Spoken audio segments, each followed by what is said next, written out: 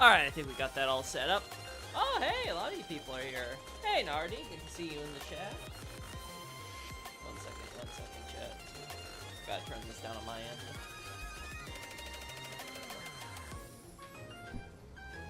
Howdy, Xavier. Hey, Nicolino. Hey, Mercy. Welcome on in. Feel free to lurk as you do. Currently keep a close eye on the weather, so I'm in tornado watch currently. Again, Xavier, I hope it passes. It's good to be back harassing this man for not finishing a 2-year-old game. Harass me, Nardi? Please. You can't even touch me. Wait, what the? Wait.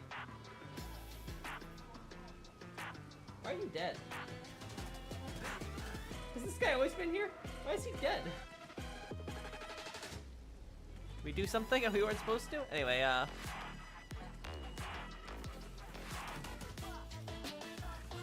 ain't no way Nardi's here. Well, he is, no brain. Is this naked Patty? No, I don't think so. I hope so. Now let's first check this.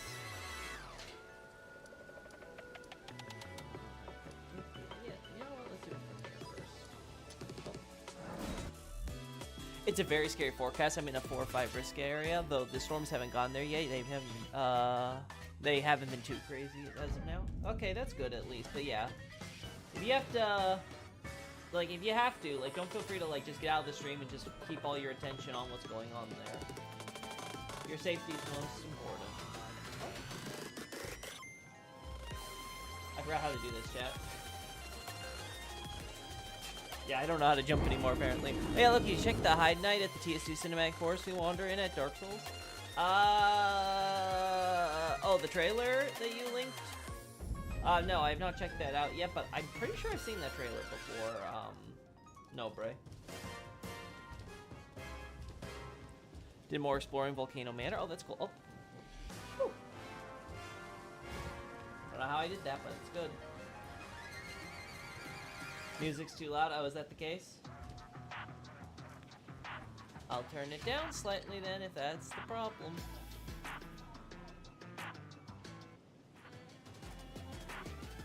There you go. Hey, Onima. Alright. Where was I? Anyway, yeah, I'm pretty sure I've seen that trailer. If it's the EU one, these like pieces of cinematic. I mean, I would take anything that trailer has with a grain of salt. Alright, gonna do this as a test image to show Zuli.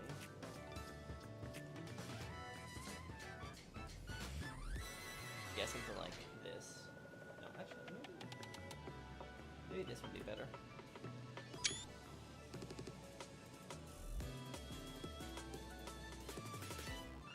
Oh, they have the weapons and everything in here, huh? It's amazing how much they actually render in this place. Even though you don't ever see it, right? Coolio, right? There we go.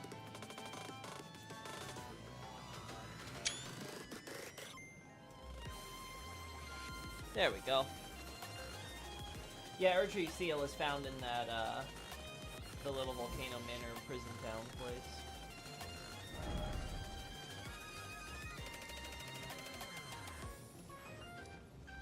Still too loud, like 3 times more quiet, sounds like talking. Well, it might just be because I'm not putting too much effort into it, but fine, I'll keep turning it down. I mean, you're always complaining about it being quiet, and today's the one time where, when I have the volume cranked up higher than I normally do from last time we were doing this, and I have the music quieter than usual, you're complaining, so if you're the only one that's noticing this, I might have to just ignore it, because I have no idea what the problem is. Anyway, okay, so that's done. There was one other thing I wanted to do up here, right? Yeah, it's not coming to mind. I can move on. I got other things I need to do. I've got time for this. Oh, no, it is loud. Okay, good to know, Nardi. Let's see now. Let me move this slightly, too. There you go. Okay.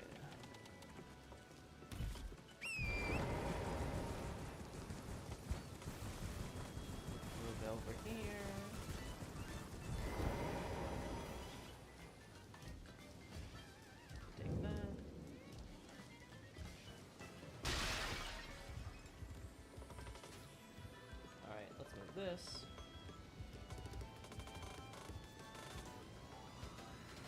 Actually, do I? No. Yeah, okay. Do this then.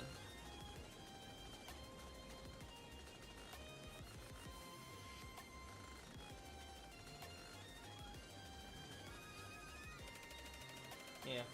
I did not like the... Oh my gosh. Really? There we go.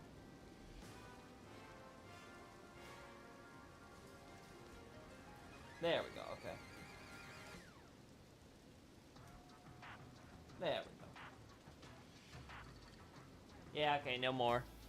No more blurry textures.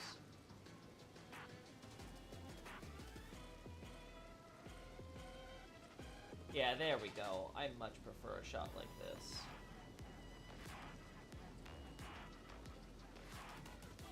Yeah. Yeah. I feel like this is a lot more reasonable to my mind. Maybe like this. Alright. Let's go with here. Alrighty. Ooh. Alright. That's covered. That's a better shot than the one I was using.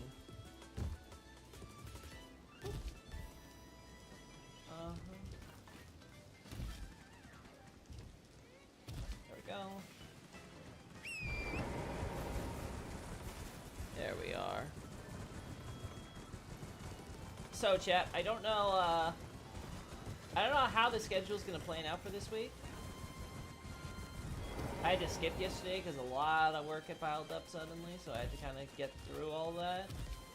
The thesis for Fringe Folk Rebellion is coming along nicely, though. I'm starting to get feeling like getting extra picky about my screenshots for this one now because I feel like a lot of them are very doable. Now, the good news is I'll probably be able to get some of the Dark Souls lore play done on Wednesday. So what I'm planning to do is do Honkai tomorrow to do the new story update. Then Dark Souls on Wednesday. Then Thursday, probably more Honkai. And then we're probably going to have the weekend open in case like anything major with Elden Ring I need to grab. But so far it looks good. Yesterday was a holiday. There we go. Crimson Amber Medallion +1 is found in that little tower, the Abductor version 2. Yep, makes sense. Weird how 2 out of 3 Karian kids have a +1 Amber Medallions in their territories. Not really. I mean, Godfrey got around, so I'm not that surprised. I mean, we have an Amber Medallion here, for example, from that Nomadic Merchant, so it's not that odd.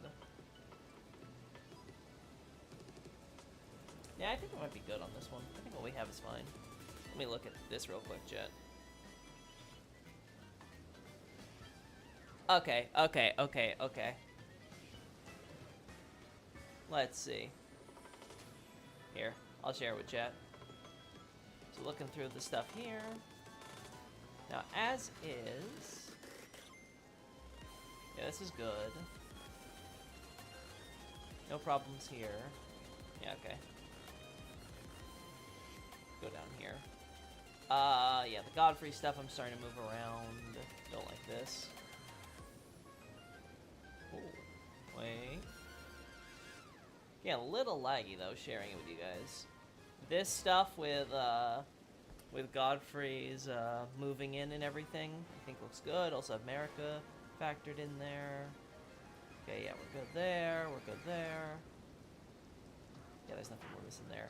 Again, beautiful shots I got from thanks to Zuli. Want to ask for a few more now. The lever lore. I can't believe it. I'm adding lever lore here. I think you should look at Fortisax at some point from seeing some close-ups. I'm starting to wonder if the golden patch on him is normal instead of from Deathblight. I mean, I assumed they were normal. I wasn't aware there was speculation or anything about that being Deathblight related. I thought that was just like the normal gold and like the stone stuff was like eroded away by the black, so it was only the gold you would see. But sure, I can take a look at him at some point. I just don't know if it's going to happen anytime soon because like Godwyn is like close to the bottom of my priorities list. All these shots look good, right? Yeah, these are fine.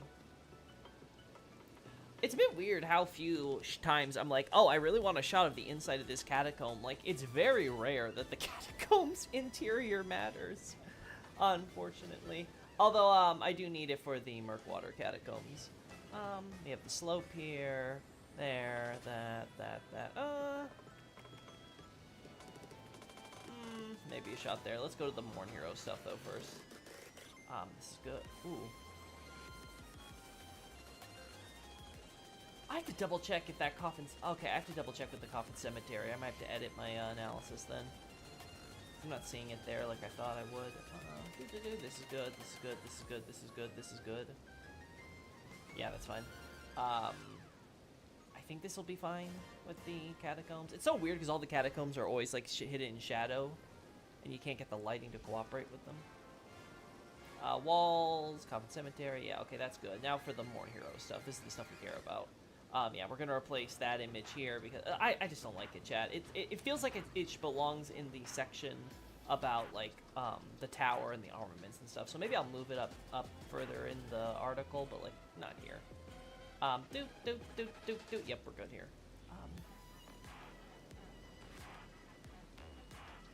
I think the graveyard already has shots of it, so I think we're good. The plant lives and stuff. Oh, yeah, with Kalu. Okay, yeah. I want to get a shot inside. Oh, that's not it. I want to get a shot inside the, Yeah, let's go. Yeah, inside the church.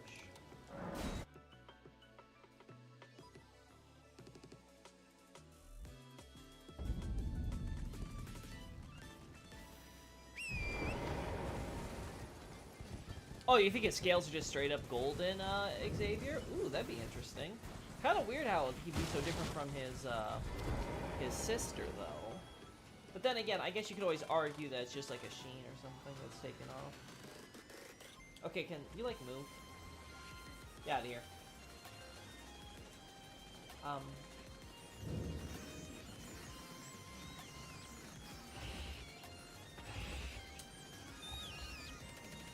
I see why I took that shot now.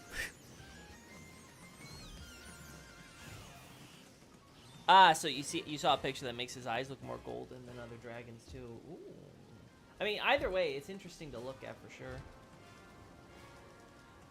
Name of Wizard of Oz in RU version is Godwin. Oh. The more you know. Cool. Cool beans. Okay, so this plan is bust.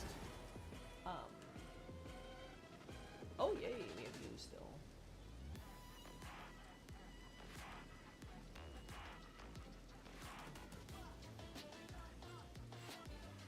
There we go.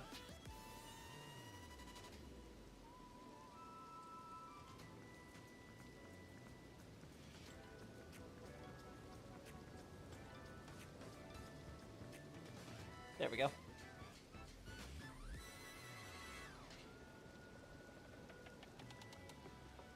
There we go. We're gonna lock that in place. Play with the lighting a little.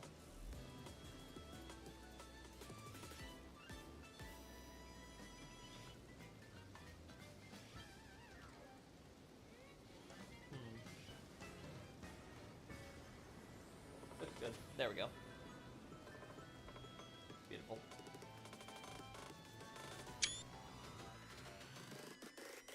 Why can't you accept that Deathblight is blood of Ragons? Why don't you like that theory? I assume you mean blood of Radagon? I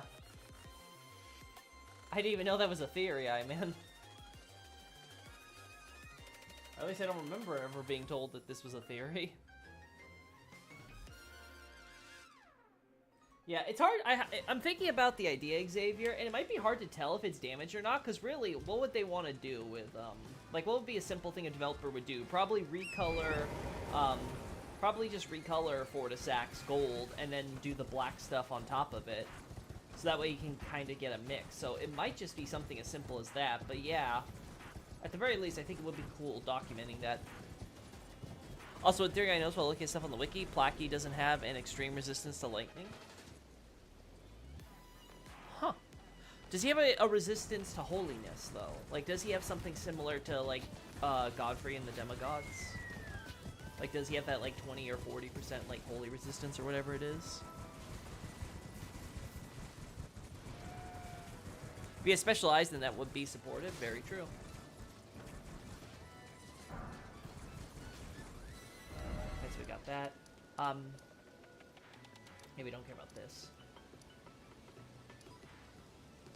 Rope bridge is there, but we don't need a shot of it.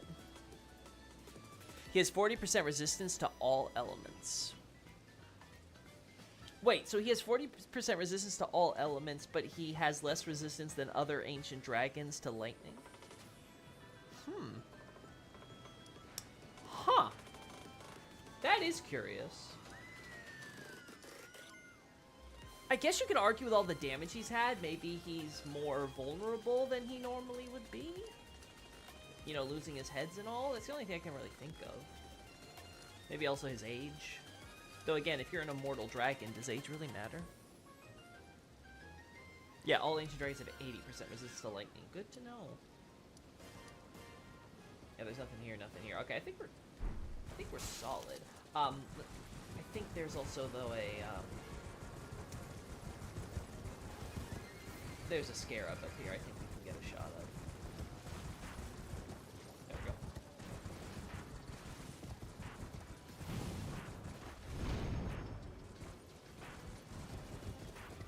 Am I right? Is it up here, chat? I'm trying to remember where this scarab is. It's also possible I've killed it on this playthrough. Honestly, I need all the rune fragments I can get.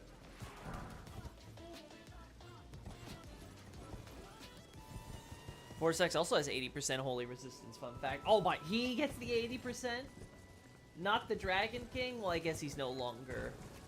He might know... I mean, actually no, because Godfrey still has his resistances, so it's not necessarily dependent upon his god. But to be fair, Marika is technically still the god. That's a weird thing to think about. Yeah, at some point I need to start getting knee-deep into resistances and start doing the pattern organizing on those, but...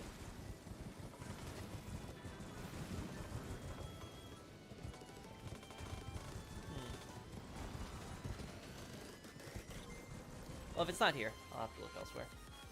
Where was I?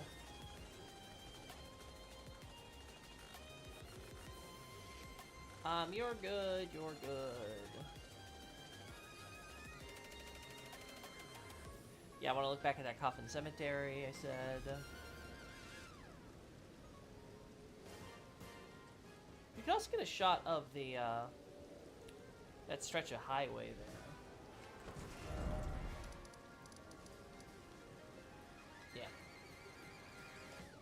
Yeah, this stretch of highway right here.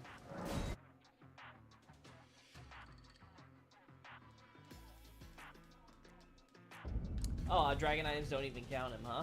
I guess you completely forgot about that. Definitely an odd one for sure. An odd duck. Really? It's not Weeping Peninsula. Why are you raining? Hopefully this will be fixed.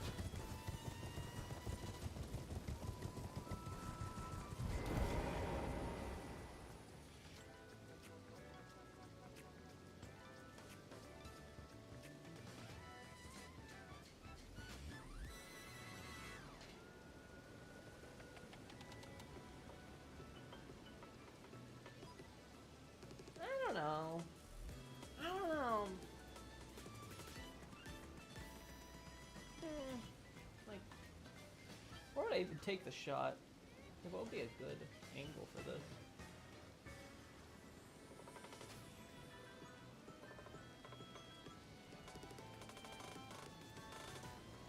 Yeah, there's only really two options here.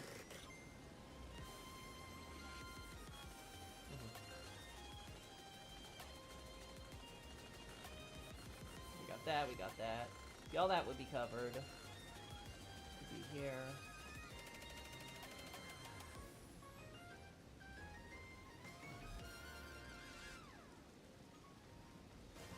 A little bit, yeah.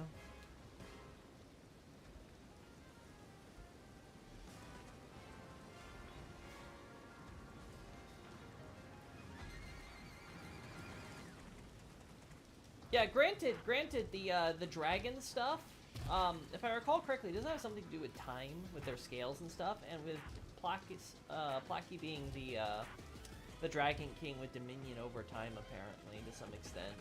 It might be just that he's immune to those types of effects that other dragons would, like he's sort of the apex dragon, right? Granted, he's the only ancient dragon of his specific kind that's still alive, right? Like, we don't have any others with those heads still around, so that might explain it.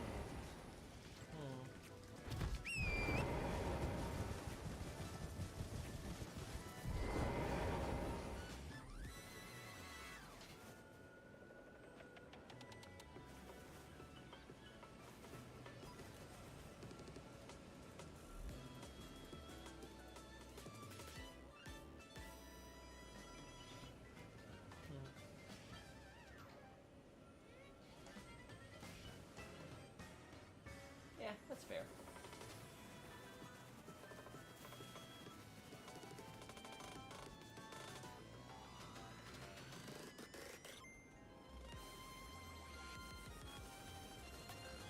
There we go.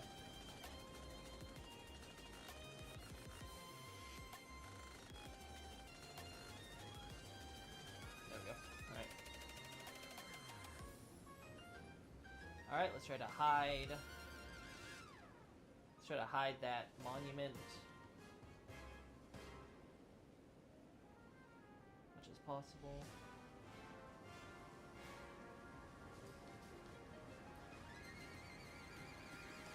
Yeah, there we go. I think that's fair.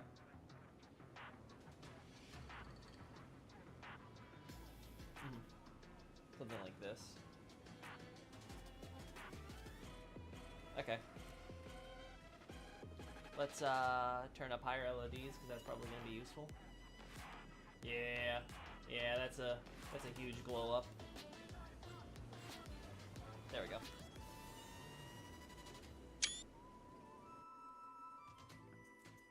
If the art book does have a healthy Fortisax in it, that could be very useful to have on hand. But granted, it's possible you could always make the argument that the concept art isn't reflective of the final game, I suppose. But yeah, it would make more sense to me based on land sacks that Fortisax would be a normal dragon. Either way, again, I think it would be really nice to have that in any analysis with a good old Fortisax.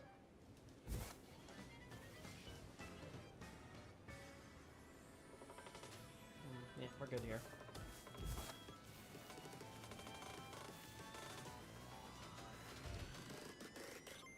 Yeah, we're...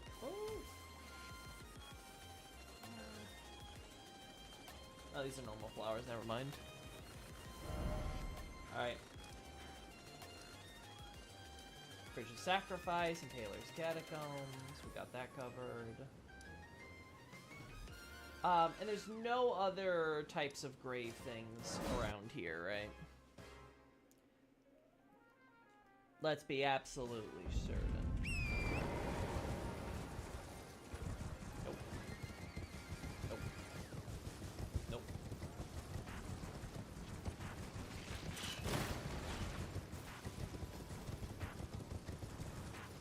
And then you have the option to go that way.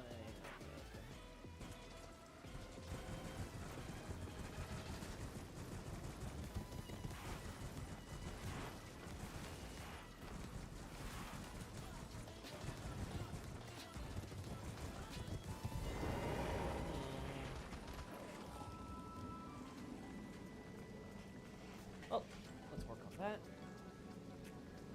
Check this thing again.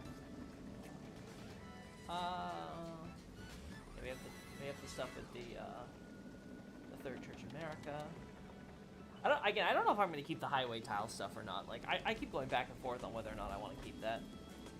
Like, sure, but like, do I need it? But you know, it's nice to have. It's like, I don't know.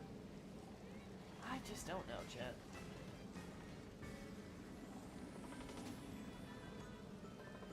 That's cool, that's cool, that's cool.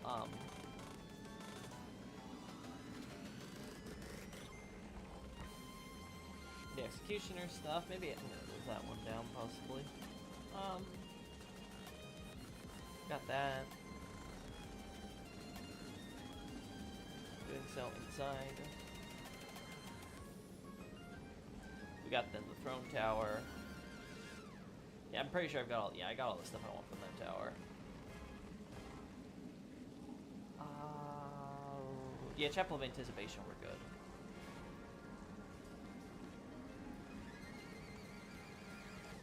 The cuts are for Plakiasm holding a gold and yellow lightning nuke. Sounds about right. Though I have to imagine that in-game it would be red, right?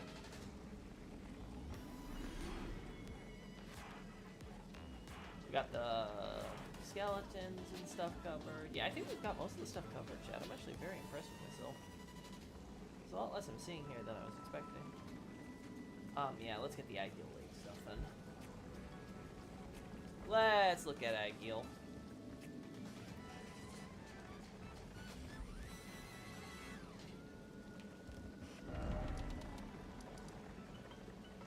Oh, he does have yellow lightning at in the arena.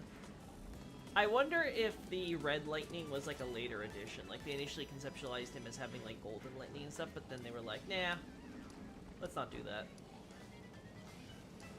No. I think here would be the best spot. No, actually, let's do it here.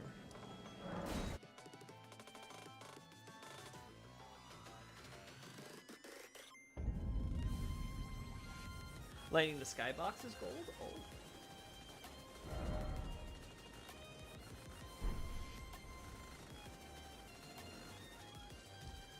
Yeah, I wonder if that was the idea they were going with because of the Elden Lord and stuff.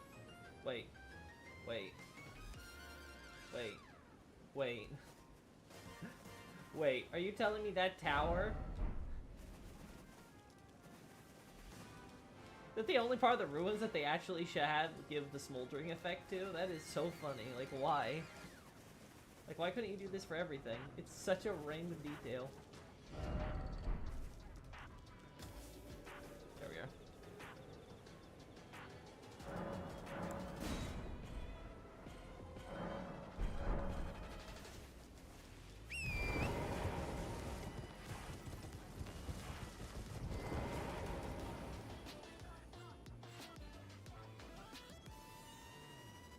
Let me take a shot of this.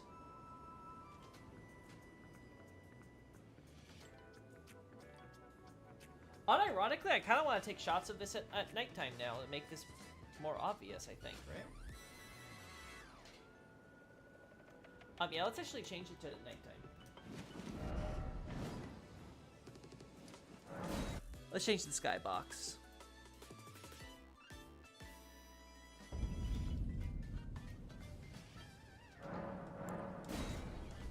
Noon's not enough. Let's do nightfall. Yeah. Really? Really? We're gonna do the whole...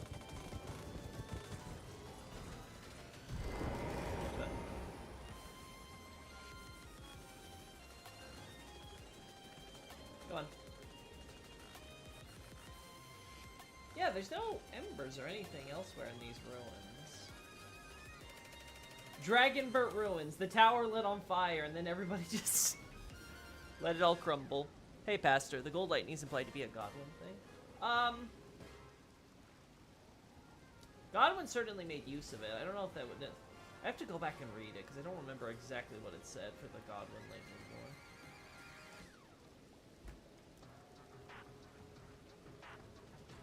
Come on. Come on. Come on. Come on. Come on. Come on. You could literally be anything today, and you chose to be rainy. Oh. I'm done, chat. I'm so done with this game sometimes. If only we had a mod that would be able to clear up the weather. I would install that thing in a heartbeat, obviously, right? Right?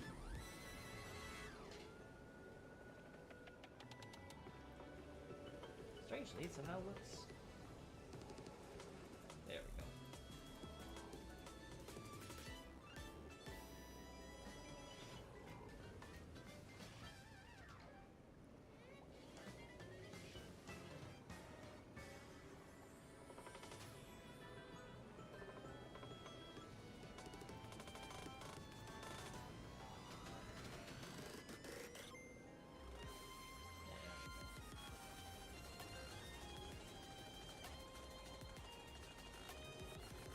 Trying to get our good old friend Agiel in the background here, just for added effect.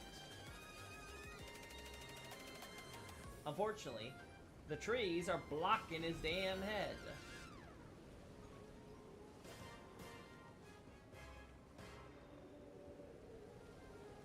It's okay, we can fix this, chat.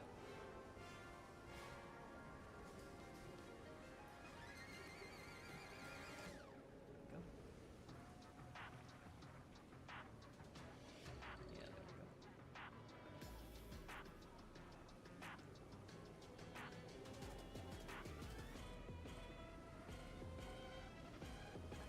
there we go. Okay, I think this will work.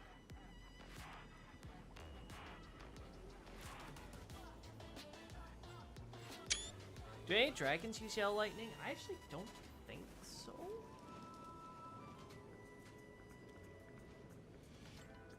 Yeah, I don't think so. At least the ancient dragons. And I think normal dragons use, just fire or magic or frost or whatever. Yeah, whatever's, like, you know, native to their habitat, right?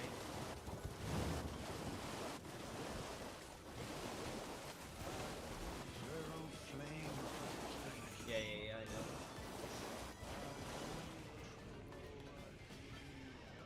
It really does amaze me that they just did it for this tower and said, okay, we're done.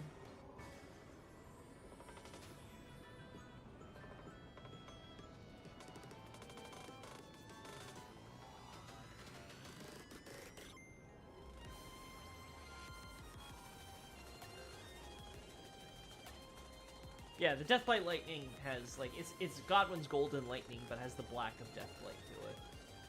So, yeah, there's nothing else with this. Okay, well, yeah. Alright, now let's do the test I wanted.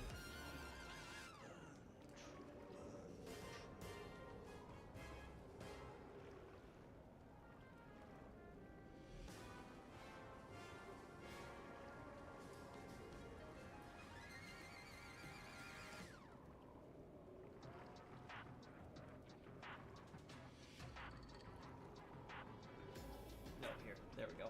I was like, huh.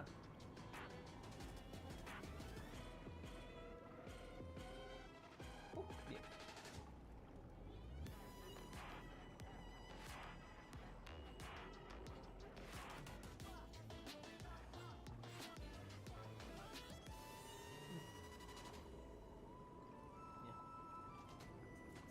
I don't think I can really get a good shot, though, trying to showcase, well, not showcase, but illustrate what I want to say, so...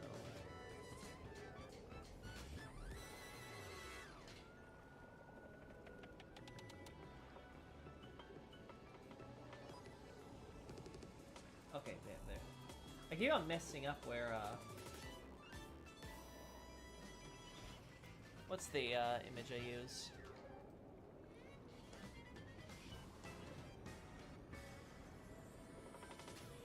Alright. We kill, Alright, new plan.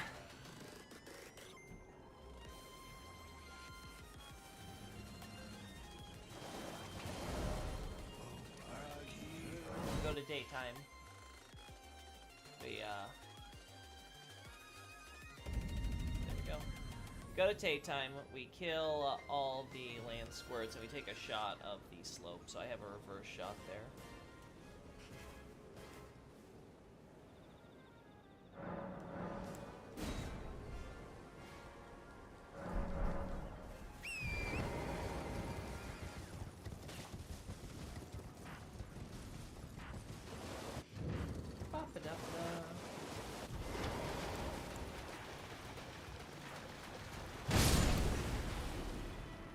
Oh, 1 second, chat. Display blood off.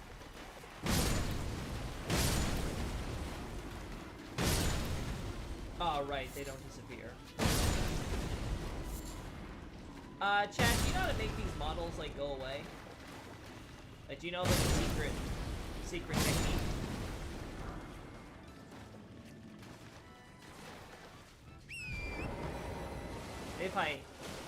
If I go all the way over here and then come back.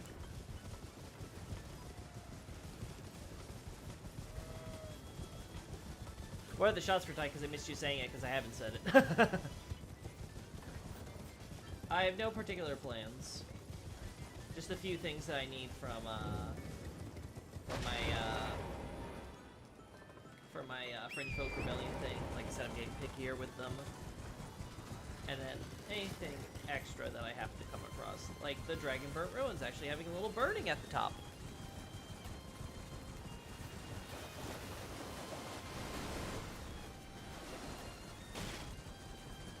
Okay, let's see. God damn it, game. Why? Why? Well, now I know why I never got a shot from this angle. The worst part is, it's not like I can convince them to, like, you know, move by aggroing them, because they'll just do their stupid gas stuff. Like, what an awful enemy. I think this is officially not my worst favorite. My least favorite enemy in the game.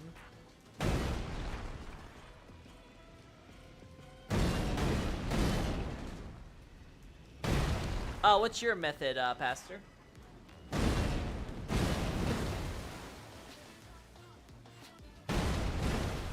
They will just go very slowly. Oh god. Well, good thing it's ×5 speed, am I right? Am I really gonna do this for a screenshot? You bet I am, and I'm gonna hate every second of it. Let's change this to daytime, so that would be me. Because I get the feeling this is gonna take a while. I don't even care if the weather sucks, because we'll get better by the time these things move out of the way.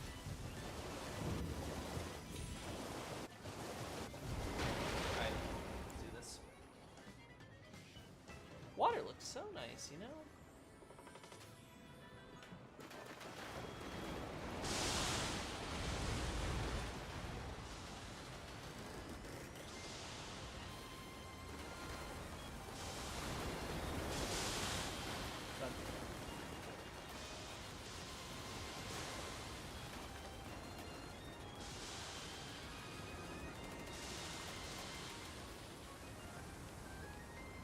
Are we sure they're moving?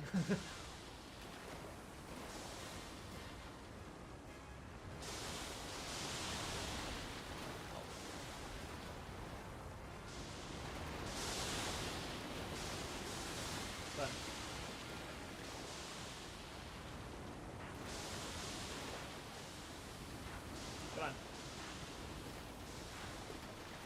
Come on. Come on.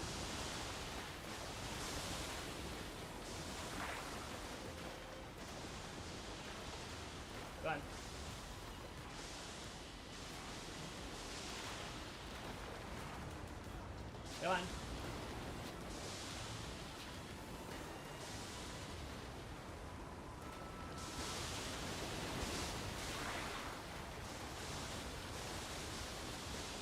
Come on.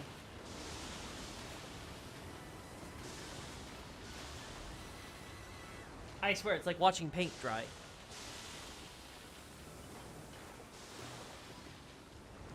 Find me a mod that deletes these things from the game. I might actually install it, just on principle. No, I do not have ashes in the room.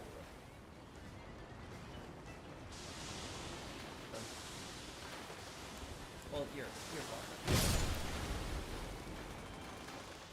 Why are you rolling closer, you dumbass? Fun.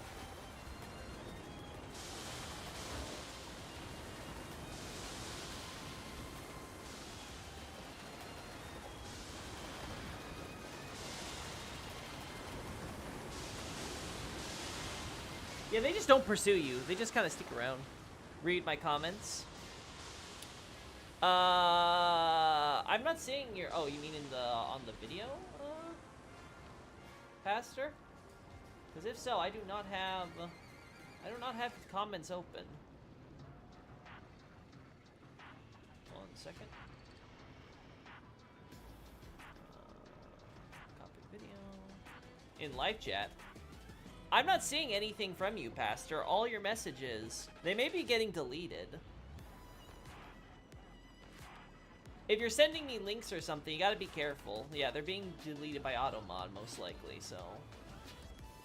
Yeah, it doesn't matter what you scream at me if it gets deleted.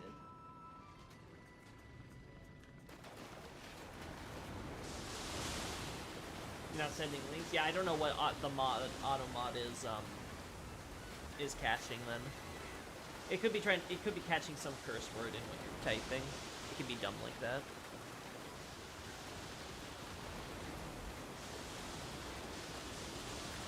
Yeah, Xavier's had to suffer that quite a few times.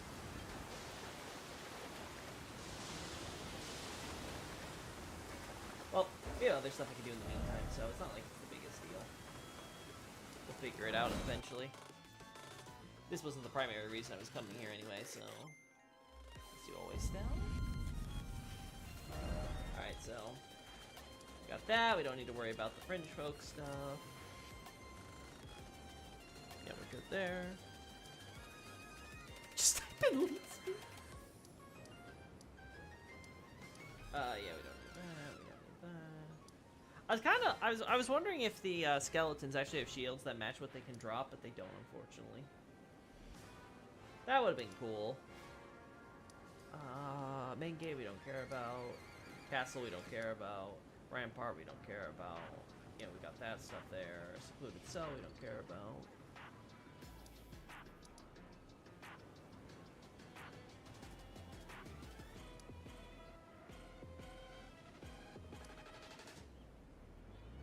Hey Renier, hello, hello, got you live again. Your streaming hours is late night for Brazil time. Yeah, it's late night for me too, don't worry. It's late night my time too, but yeah.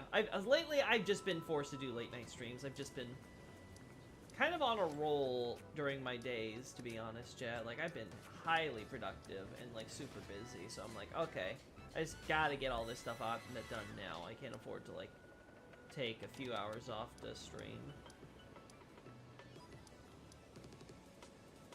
Unfortunately, this is the only time I can do this type of thing. Well, let's see. Anyway, welcome on in. Please feel free to get comfy. Glad to have you catching a stream.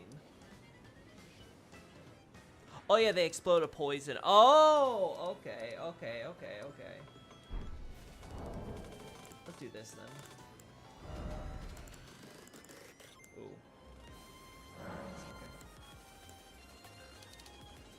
Would 8 be enough, or do we need to get more, do you think?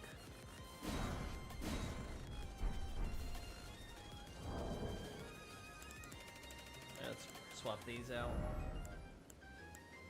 Oh, I already have 40 poison darts. Never mind. Okay. Let's do this then.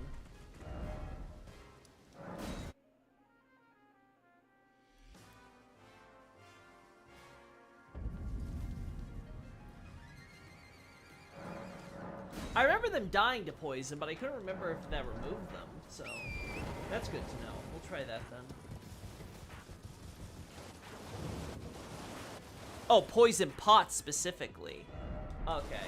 I thought poison darts would work too, but okay. Do we have poison pots? Yes.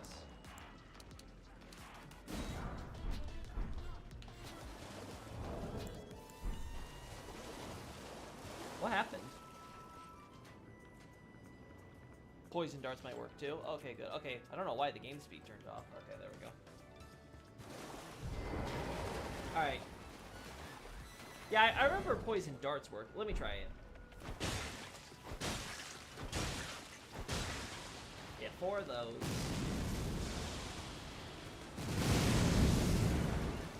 You're absolutely right. That did it. I was watching some other lore videos and was wondering what is your thesis on who built the Divine Towers. I don't really have a strong opinion on the Divine Towers because most of my focus is around like Godfrey's reign. Specifically when it comes to, with regards to the Banished Knights, right? I'm a Banished Knight simp at heart. So like, I can't be like, oh, you know, this is, this makes the most sense for it, right? Because I haven't really, you know, studied it that closely.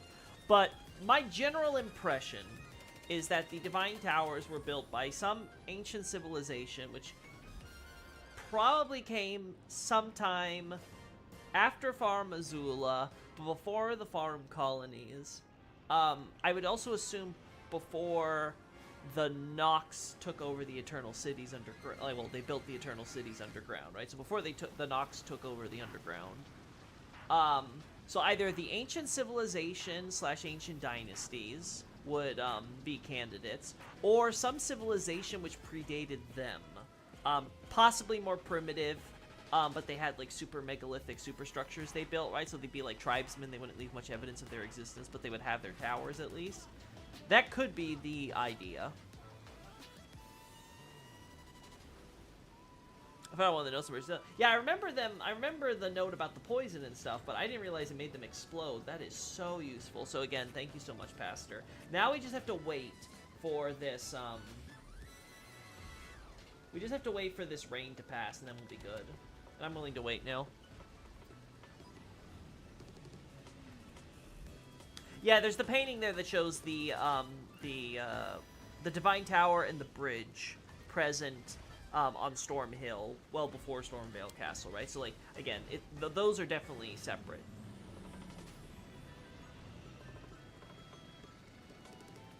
But yeah, I don't really have a strong opinion. Like, I've seen some people throw around the fire giants. I don't think the fire giants are involved. I think we don't have evidence of giants habitating any area besides Caelid and the mountaintops. So I don't think it's there. And with everything else about Caelid, about everything being bigger in Caelid for some reason, I have to presume the fire giants definitely originated from there. Like, whatever caused them to spring up, that's the place they did it. And again, like I said, Ancient Civ and Ancient Dynasty could be culprits, but we don't really have a lot of strong, identifiable markers that would connect them to their civilization architecturally. Now, again, does it have to? No. Ultimately, it's whatever the developers decide. If they say that, you know, they're connected, they're connected. But again, absent that, I just don't have a strong basis beyond the fact that those are the two known ancient civilizations at the time, the Ancient Civ and the Ancient Dynasties. Yep, there's another Brazilian here, Nobre. You're no longer special. Get out of my chat.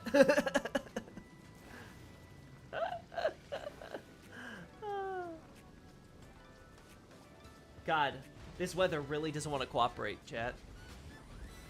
Like, I'm actually kind of impressed. So... Like, come on! What's wrong? It's not Liurnia! Why is the weather so shitty? Like, come on!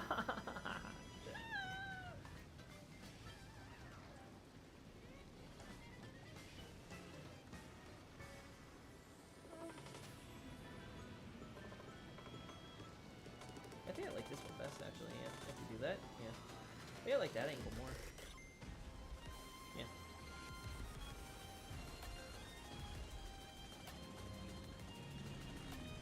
Every time I see some lore theory or something in game I don't quite get, I always look to see if you talked about it yet. It seems to be most grounded in the world. Well, thank you. I do strive for that. That is definitely the goal. And I would say that, yeah, I tend to find that my theories tend to be a little bit more, for the lack of a better term, boring than some of the other stuff that content creators will come out. Which, again, I'm not saying that boring is automatically a marker of truth, but, I mean, I think it, statistically, it helps with the odds.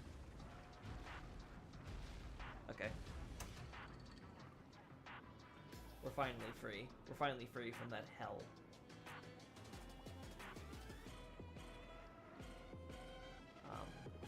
Yeah. There we go.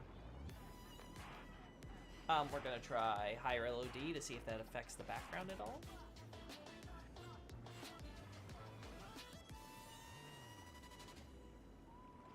It's the most fun for me. Seems like real history being uncovered. Well, I do kind of treat it like I'm no studied historian or anything, right? But I am a bit of an enthusiast, so I do try at least to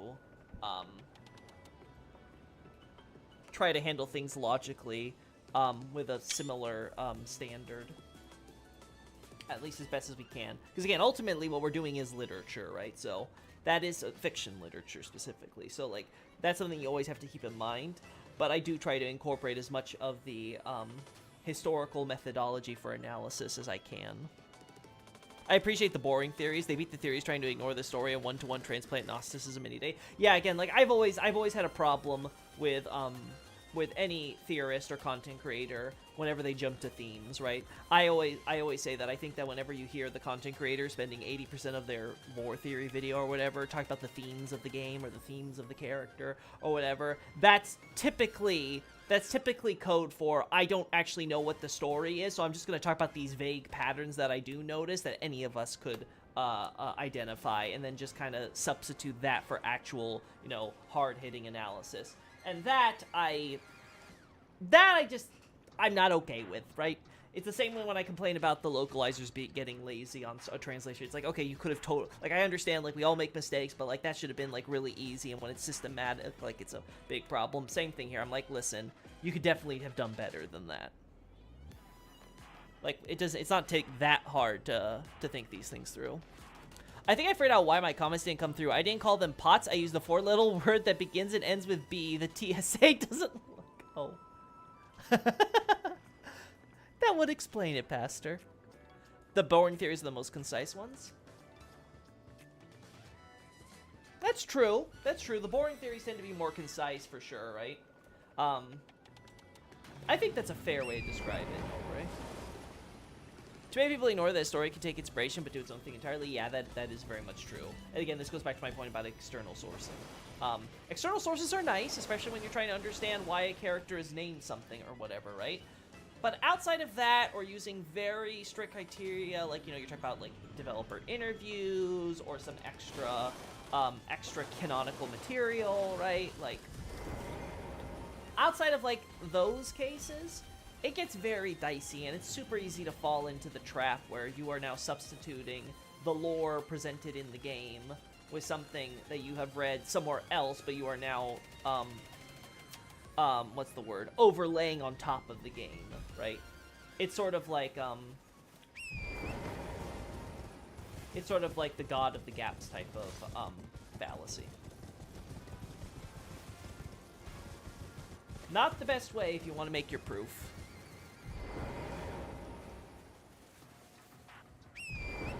Yeah. Ultimately, I feel it's best when external sources are used sparingly, and the main focus of the analysis is the internal sources.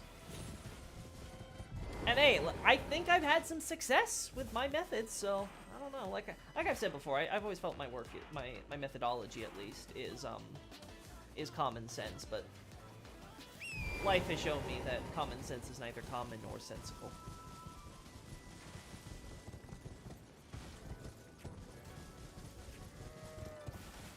Yeah, there's nothing else we need with the Waypoint Ruins. I already got the shots I want there. We have the shot of the Coffin Cemetery for that argument.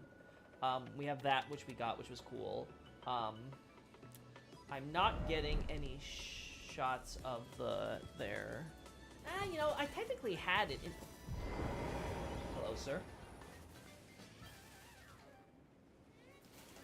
Are you by yourself today? Where's your family?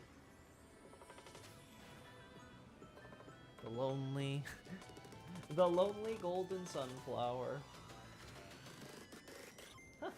It's not too often we find one of you by yourself outside Altus, huh?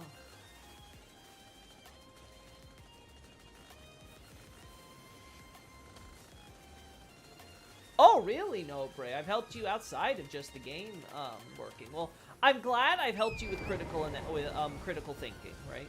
I'm glad that my work has assisted you in that regard. Because again, I do try to be very methodical with my analyses. It doesn't come naturally to me, chat. I am a fiction writer at heart.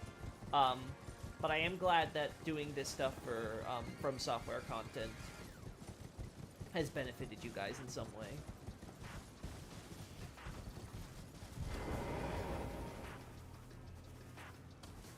I also don't know how many hours other content creators put in, but I feel like with all these streams and stuff, I might be one of the content creators that puts like the most on a day-to-day. Again, I don't want to be arrogant or anything about that, so I could be wrong. I don't know anything what my fellow lore, well, what is it, soulsologists or whatever you call them, put in when it comes to their work, but I don't know. Again, hours doesn't mean anything. You know how much time we spend of me just faffing about getting killed by crap. Usually my own idiocy or gravity. So, not saying that means anything, but I do feel like I at least definitely put in the hours to make sure I'm understanding things proper.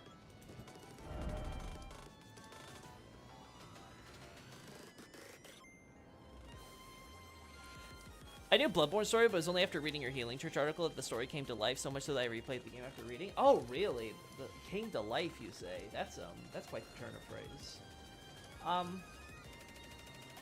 Yeah, you know, when you talk about it like that, I can see how Healing Church would definitely help bring Bloodborne story to the forefront, right? Because it takes all a bunch of the disparate parts across the entire game and really sort of brings it together into like a singular, well, quote-unquote narrative that I'm spinning to help frame it. Yeah, I could see that. It does really help put everything into its proper context so you can really appreciate the storytelling happening before our eyes. Yeah, I think we're good there. I think we're solid. We don't need Impaler's Catacombs. We don't need anything from Weeping's Catacombs. We don't need the Sword Monument there. I could maybe make an argument for getting another shot of the interior with these trees. Bloodborne story made way more sense to me after learning the Great Ones used to be human. Yeah, that definitely helps once you understand that, like, everything is blood, and then certain sentient creatures have simply found a way to have like mastery of the self and all that. You know, goes back to the whole Buddhist and enlightenment and all that crap. Once that all comes together, you're like, ah, yes, I understand exactly what's happening there. I always say I'm always surprised by how quickly Bloodborne clicked for me in terms of its like cosmology. So I was like, oh yeah, I understand exactly how this works. I was like, yeah, that makes sense. That makes sense. Yeah, of course, that's how that works. Now, if only I had an actual working written thesis on it. Man, gosh, I'm getting depressed now. What if I do it from this angle, chat? I don't know. The problem is, Weeping Peninsula is so screwed up, it's really hard to get a shot that isn't distracting.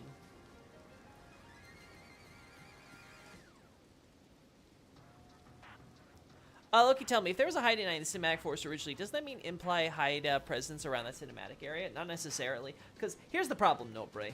These cinematics are made by a separate company with some direction from the Dark Souls 2 staff, right? Like, some of the director or whoever is going there, and they're coordinating so they know, okay, these are the models, these are the things, right?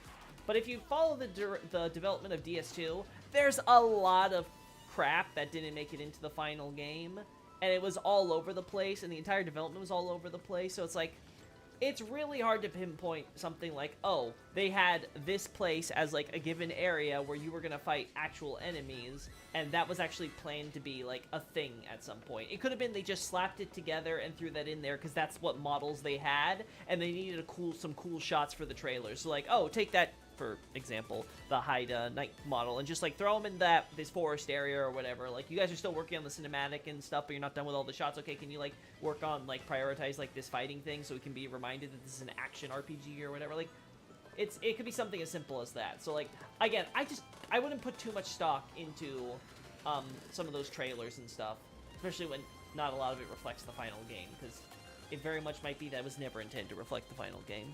The only thing in Bloodborne that I still don't fully get is that the Mensis ritual and its role in the grand scheme of things. Yeah, that's simple. The Mensis ritual, well, okay, actually, I should clarify. Rainier, are you referring to the original ritual with Murgo and stuff? Or are you referring to, like, the current one that they're going through? Just for clarity's sake, because I need to know how far back I need to go on this.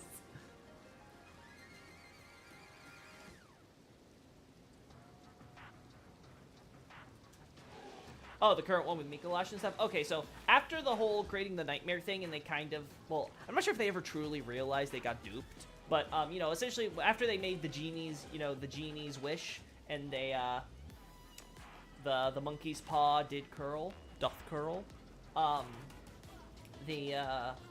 the Mensis scholars essentially are now, like, obsessed with trying to do anything. Like, they're trying every method they possibly can think of in order to reach Ascension.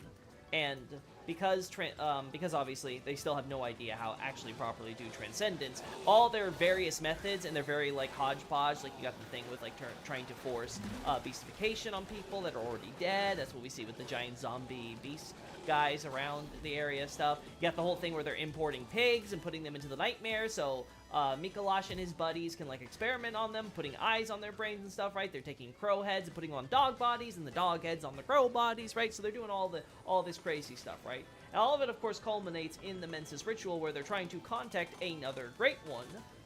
This time probably would succeed in getting Flora's attention, right?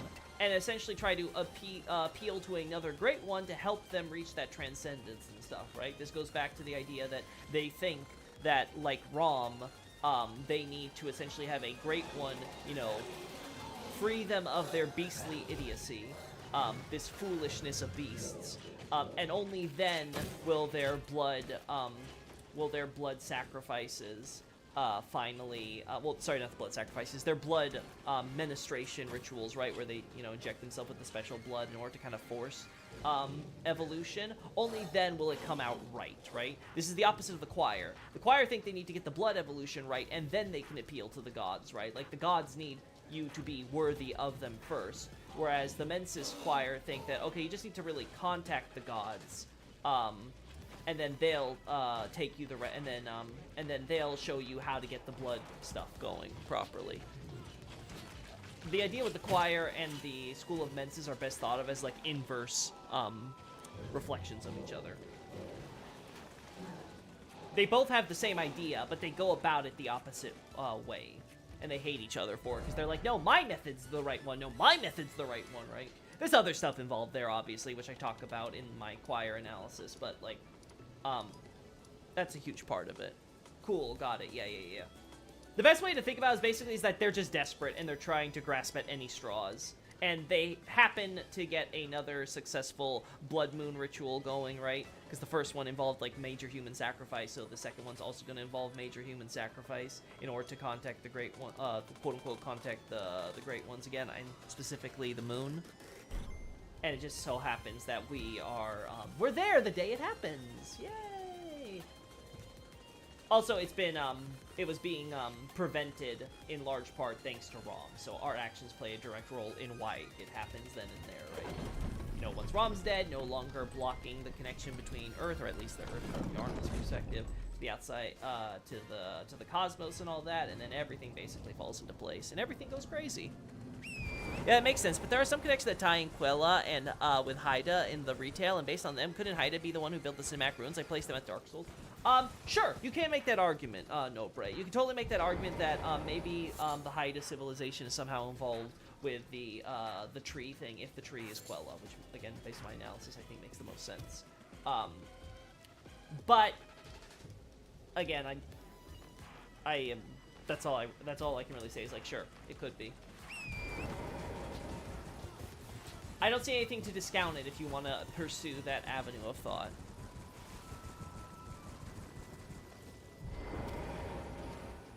We don't need a shot of you, right? I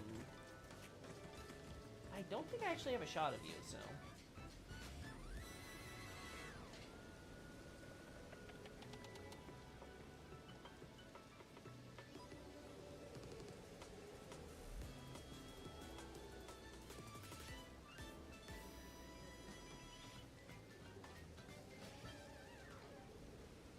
Yeah, that's good. I like that.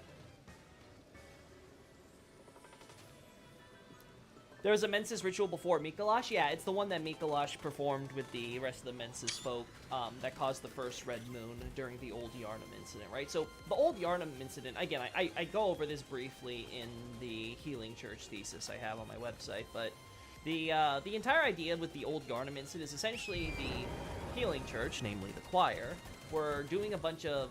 Well, okay, I can't blame this fully on the choir, right? Because it began well before the choir. But, like, essentially, you know, like, the choir didn't, like, you know, prevent it, right? Like, they didn't, like, do anything to stop this earlier, right? But basically, once there was a huge outbreak of beasts, the choir and slash the healing church had finally gotten that issue under control. Like, it wasn't like solved or anything, but it was like, okay, it's manageable. And then that's when the Mensis folks performed the Red Moon ritual, got the Red Moon to show up, and everything went to hell. And then the whole old Yharnam burning thing happened. So it was like, okay, this didn't have to happen. It could have possibly been salvaged. But then Mensis made everything worse with their ritual thing. And again, it was purely because they weren't caring what was going on with the old Yharnam thing. They were just trying to do their, they're just trying to do their thing to contact a great one, offer them the baby in order to lure them there. And then in exchange for the baby, they would, you know, give them the brain with eyes they need so they could properly transcend with their blood ritual stuff. Now, again, that's what goes back to my point about how the great one who responded, the Murgo's wet nurse, as she would be known as, took the baby, gave them a brain with eyes that they asked for, but it was, of course, a rotten brain made with, flesh of, sorry, the corpses of, what are they called? Messengers. And yeah. Oh, I thought you meant one before Mikolas was in the picture. No, not that one. There is no, there's no one before Mikolas and stuff. I just wanted to clarify because there's, like, the 2 ones that Mensis did, and I'm like, okay, are we talking about the first one or the second one, right? Because, like, the first one obviously has to go into Murgo and all that stuff with the wet nurse and everything, and all the stuff going on there. It's because I find it weird for Quella's gear to be same color scheme as Sentinel gear. Targray gives us Quella Shield and Covenant and Drake Bloodkin. Using his shield and Shulva, showing age, not being hidden. Using his shield and Shulva, showing age. Targray showing age is not weird, because it just depends on if he's undead. I'm gonna assume he's undead, and when he turned undead. Because, you know, you can be an old man and then turn undead. You can be a halfway aging man and then turn undead. Like, you're kind of frozen at the time of which you die and turn, so I don't think that's much of a problem. The bigger question, though, would be, yes, of course, like you said, there's the color schemes and stuff, and if you want to make connections based on that, go right ahead. There is the shield with it. Personally, for me, my part, I could see Quella being a deity which is adopted by the larger holy powers because of the whole dream thing and the holiness and stuff, and they're only partial understanding of an Orlando religion, right? Their incomplete knowledge. And so they adopt Quella into the pantheon just because it's like, oh, it's a holy god tree thing. And then that's why Targrave ends up bringing that over when going to the Cathedral Blue and, you know, using it as, like, his base.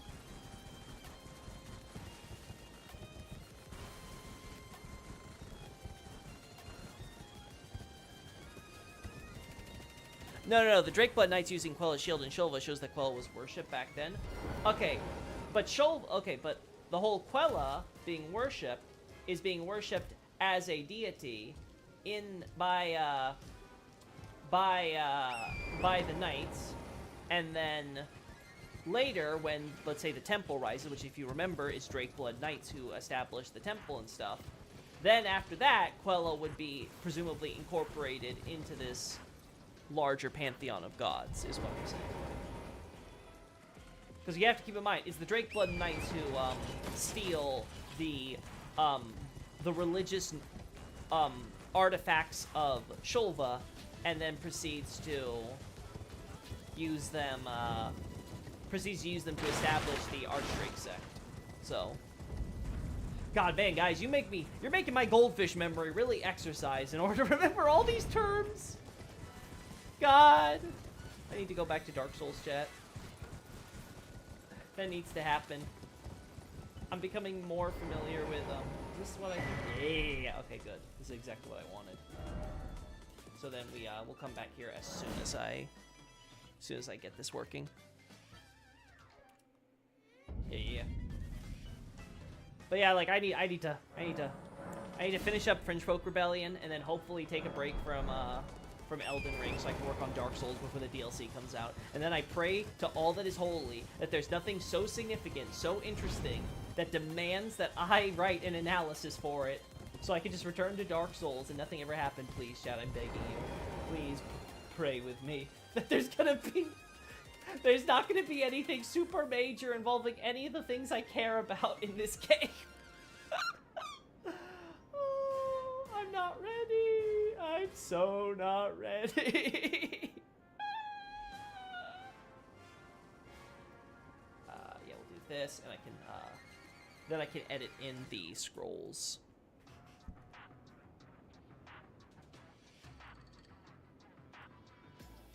Perfect, chat. Was Rom blocking on purpose, or was it just a plan from Byrgenwerth? Don't remember how it's written. Yes, it was intentional. It was a work by, Willem, the Choir, and Rom. Because you have to understand, the Menses are a bunch of cosplayers, so they basically went over to Byrgenwerth and basically kind of LARPed as, students. Taking, like, what knowledge they could find and stuff from the already, you know, kind of rapidly deteriorating school, and then using that knowledge for the sake of their ritual and stuff, and part of that was taking the entire school of Byrgenwerth itself and ripping it out of the ground. And that void that was left in the wake of the ritual and stuff is where Rom created the lake, the Moonside Lake, right? And that lake became, obviously, the portal to the dimension where Rom performs the blocking ritual. Let the Elden Ring DLC soar with style, Loki. Listen, I'm praying to all that is holy. It will soar without me.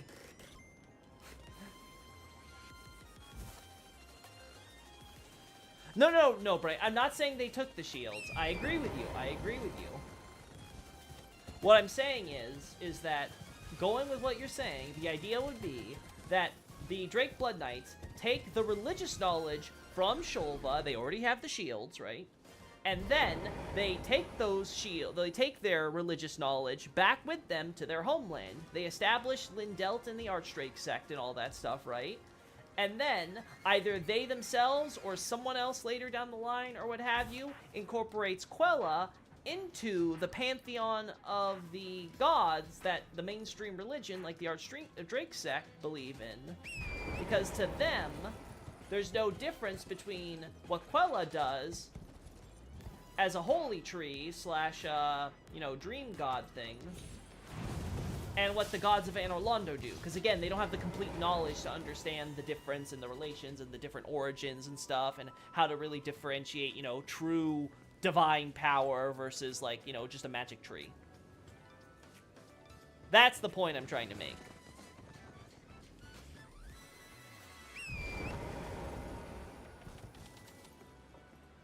You take a break from ERA if you need it. No, that's the problem, Night Scout. I'm the issue here. I refuse to do so. I am obsessed with writing about this shit. I've had Godfrey's Reign over a year ago written, and I'm still on it. I'm still expanding it. I'm still adding shit to it, and posting it with all these reference images on my website. I'm the problem here. I'm just hoping for all that is holy, the game won't drag me in with something else for me to get obsessed about writing for and talking about. The problem is that if I ever go back to Dark Souls while having Elden Ring on my mind as I do right now, I'm never going to get any of the work done. It's not a matter of I feel obligated for you, I feel obligated to me. Is DS3 your favorite lore from FromSoft? Yes, in the sense that, I think Dark Souls 1 is the best of all the games. Of the Dark Souls games is what I'm talking about, you know, within their series, right? But I think, factoring in how Dark Souls 3 builds upon both 1 and 2, yes, it's my favorite. Because I think what Miyazaki manages to accomplish with 3, the way he, like, builds upon the past titles, and what he adds to the discourse in, like, the dialogue he has with the player, with the games he's been creating, and I guess the directors of Dark Souls 2 were creating, I think that is so good, and it's so underappreciated. Because no one understands Dark Souls 1 and 2, so they have no understanding of Dark Souls 3. All they can talk about is stagnation! There's a theme of stagnation! Getting way back to what we were talking about earlier.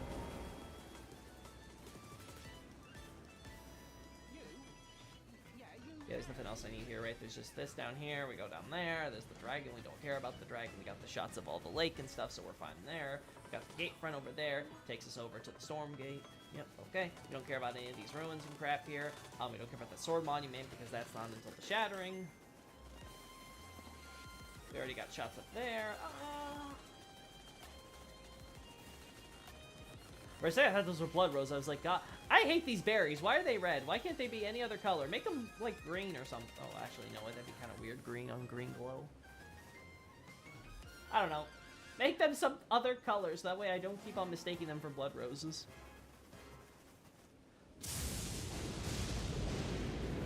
But since Quella is important to our Firelink, could he be before the Drakeblood raid have assisted Hyde in their Firelink pieces in regards to placing dreams undead? Sure, if you want to argue that, I mean, I'd have to see, like, the full analysis and stuff to, like, really dissect it and all very, but, like, sure. Like, as a premise, I mean, I don't got anything to be like, ah, no.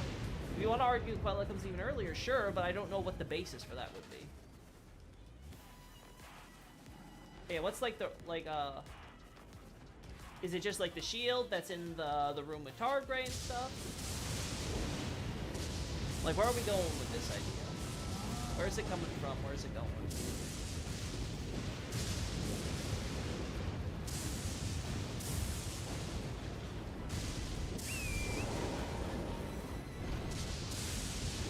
Nope, still not. I already have a shot of this, so we should be fine. I described this properly. Yeah.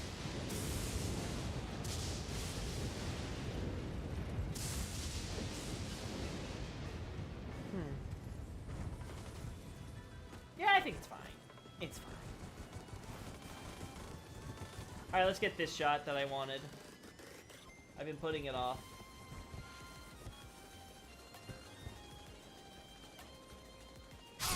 It'll be a Loki stream.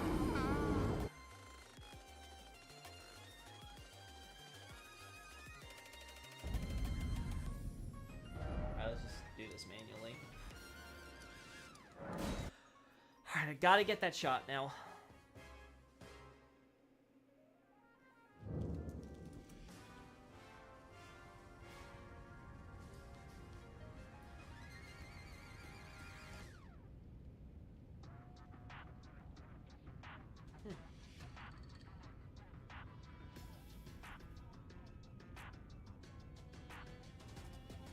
Ooh.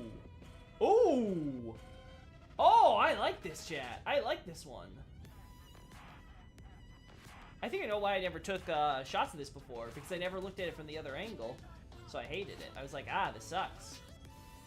I shouldn't even bother. No, no, no, chat. This is the secret sauce right here. Ooh la la. So this might shape the outcome of the Fringe Folk Gorilla. And what do you think Godwyn and Fortisak's friendship did for the Golden Order and Banished Knights relations? I don't think it did anything, because I think Fortisak's, Lansak's, Godwyn, and the demigods stayed behind at Leyndell, most likely. And it was basically just Godfrey and his soldiers. I don't think the demigods really fought in war, at least, again, the demigods that we, you know, the demigods that aren't involved in the Shattering later, obviously. I don't think the demigods really fought any wars besides the Ancient Dragon War. And where a lot of them ended up dying, probably because, again, they're not Godfrey, and they don't got years of battle experience on them. I think the fact that Godwyn turned out to be a hero was like a total fluke. It was like, hey, a bunch of them, like, you know, there's a bunch of demigods fighting. At least one of them had to be not total shit. So, I don't think that any of them were brought with. If anything, I think the demigods were, and I actually mentioned this in the current draft I'm working on, I think they would be better served staying behind while Marika left to join Godfrey at Stormvale, later Castle Morn for a brief period, and then ultimately at her research lab in the Third Church of Marika. While Godwyn and the demigods would, like, handle, like, domestic affairs in the capital and stuff and, you know, do their weird cult shit.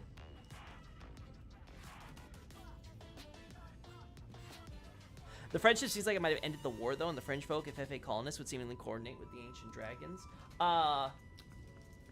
the Fringe Folk Rebellion, at least as I'm placing it, is happening alongside the war here, and the idea that, oh, well, some dragons betrayed Farum Azula after being defeated by the Erdtree Kingdom. So did Siraj. They still use Siraj's icon and stuff, and iconography with the beast stuff. They have no issue with all that. And still, they oppose Godfrey, who has Siraj. So again, I don't think that has any effect on it. I think ultimately, regardless of whatever icons they revere or whatever, I think you can't really separate the fact that we're talking about a bunch of people who don't like a conquering kingdom controlling them. And it doesn't matter if there's some people who'd be like, oh, hey, but we're like, you like revere us or you respect us or whatever. And we're like saying, nah, these Erdtree people, they're not so bad. Like, I don't think they're listening. Pure and radiant, he wields love to shrive clean the hearts of men. There's nothing more terrifying. Yep, that's Miquella. Yeah, so that's my stance in terms of 40 sacks and stuff. Yeah, I don't think the ancient dragon cult was going to be able to sway any of the banished knight folk. Okay, yeah, that's nothing else. So nothing else in here. We already have the shots for that. Actually, it's fine.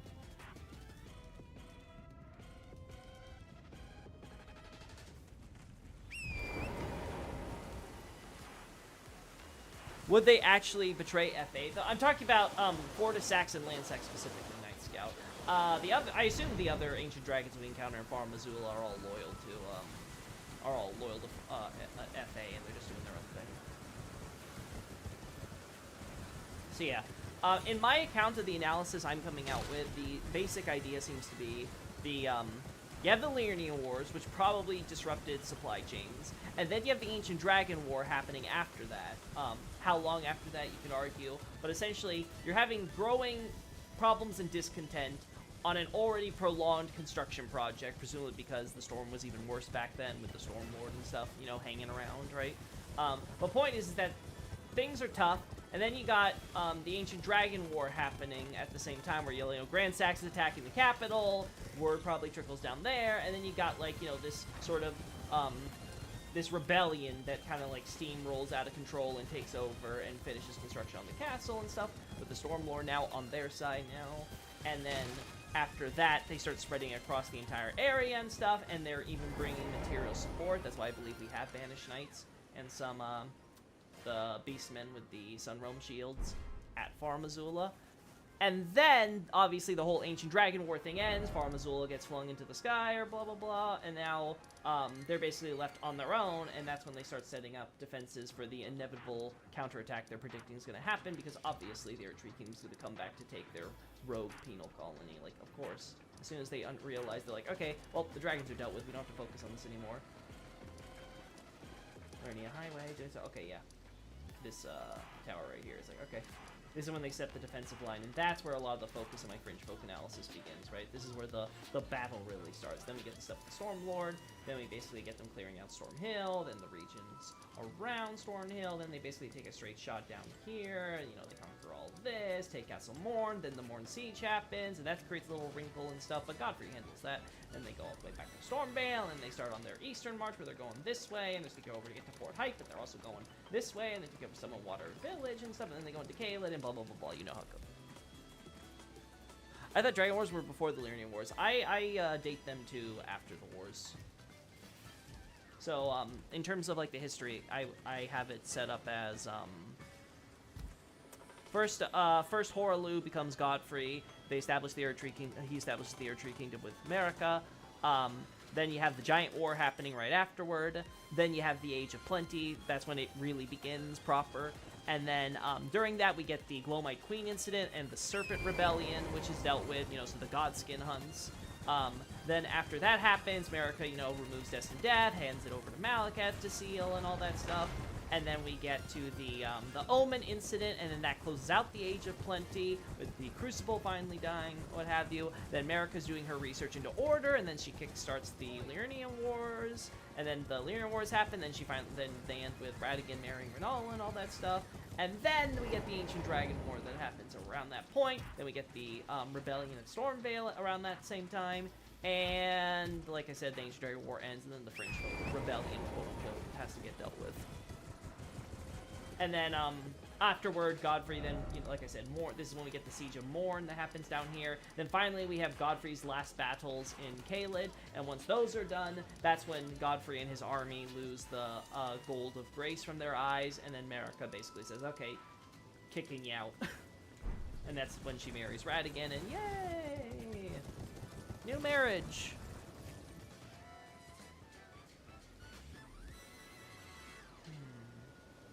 Okay, I think we're good here. I have no problems. Actually, wait. Let me check the Caelid stuff again, because I want to be absolutely sure. Yeah, okay, we have the reverse shot here. Yeah, that's good. Yeah, we have that new shot. That's going to be fine. That's fine. I don't care about getting more shots of those graveyards. Okay, good.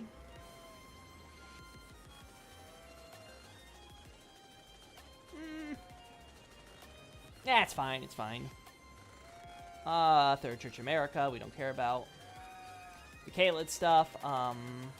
Yeah, we got those new shots for the Minor Erdtree and stuff are so good. Then the Farm Azula, sorry, the Grail's Dragon Barrow stuff. Yeah, we get the Minor Erdtree, Fort Faroth. We got the graveyards. I need to find out where, I need to double check where exactly those graveyards sit in relation to this. Oh wait, that's too far. Yeah, we'll go here.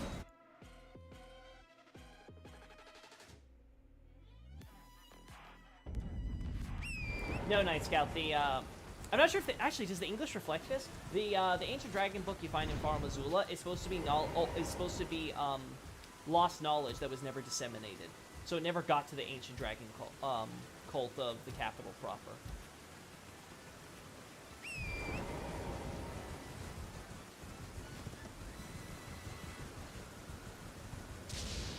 So no cultural collaboration.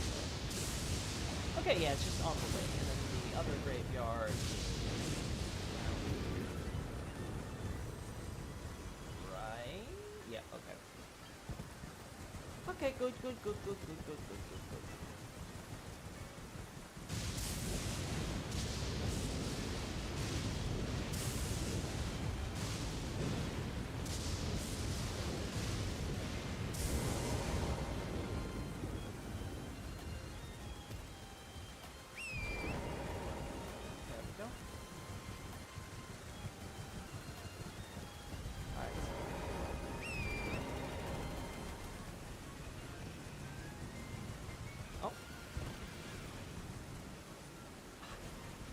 Flowers. I always think for something else. Okay, Grail is dead in this character, so.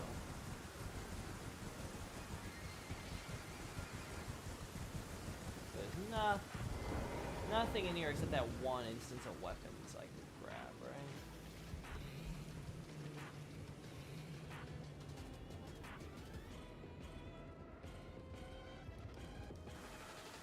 I forgot what was in that chest. Hope it was nothing important. Hope it was just some mushrooms or something. Okay, there's that there. Yeah, okay, I think that's the only. Yeah, that's the only example. Okay, fair enough. Yeah, we tried and failed because of the stupid swamp fog, so I'm not gonna try that again. We have the shots of Kingdom. Get this here. Forsaken Ruins, Gale Tunnel. Yeah, we got the shot I wanted there. It wasn't ideal, but I made it work. We have JLK. Yeah, that's fine. Fort Gale, that's fine. Caleb Waypoint. Okay, yeah, I have the other waypoint, so it's fine. Stray, There's that. There's the catacombs. We have the other graves and stuff here. Impassable Great Bridge. There's nothing in the castle itself, I think. Check.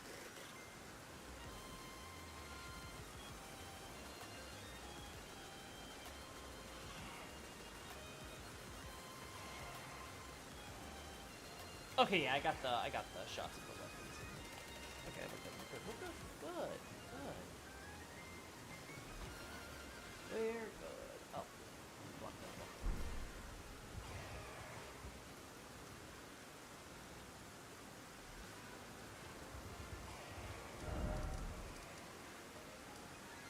America, such as the back streets. The book uses modern Dragon Cold image with burning modern battlements and his golden lightning arc off the lightning. We also have shields and stuff in there that could look relatively quote unquote modern FFA and stuff. I don't know if that's really a good argument. Again, I'd have to compare the sigils directly. And if he's considered an Angel in Orlando, who would consider him as such if not Haida for assisting in the fire linking? And he drops this at probably an the Angel thing seems to, again, the Angel thing is in a menu graphic, no Bryce, so keep in mind that stuff can arguably, this is where ironically themes actually is probably very relevant to say here. It might just be purely speaking about the role that Quella would play in the narrative, or is a in terms of disposition, you know, just being like, you know, a guardian angel and stuff to people. Not necessarily that he's considered a quote-unquote angel / servant of God to the public.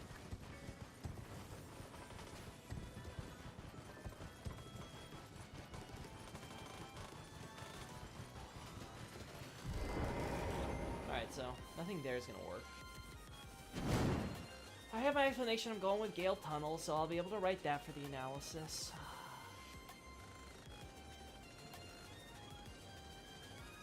We got that here with the waypoints, so that's good. Cover that, yeah. There's nothing in between here, I think, so I think that's good. We have the stuff here. Tower, the church, which I don't know if I actually got proper shots for. Let me double check. Oh, oh god, for a second I was going crazy. I thought I didn't see the statue. Okay, I have the church. That's good. I don't need to get the zoom in on the America statue because you can already clearly see it. That's nice.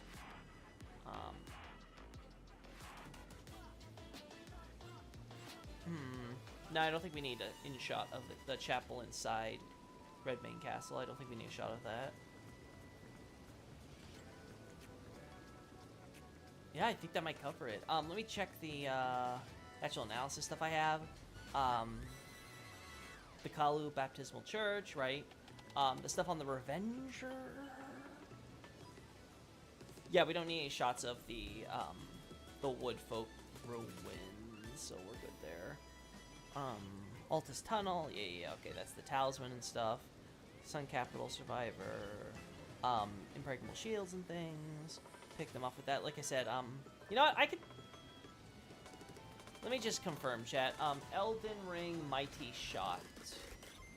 Where do you find the... I know it's somewhere here.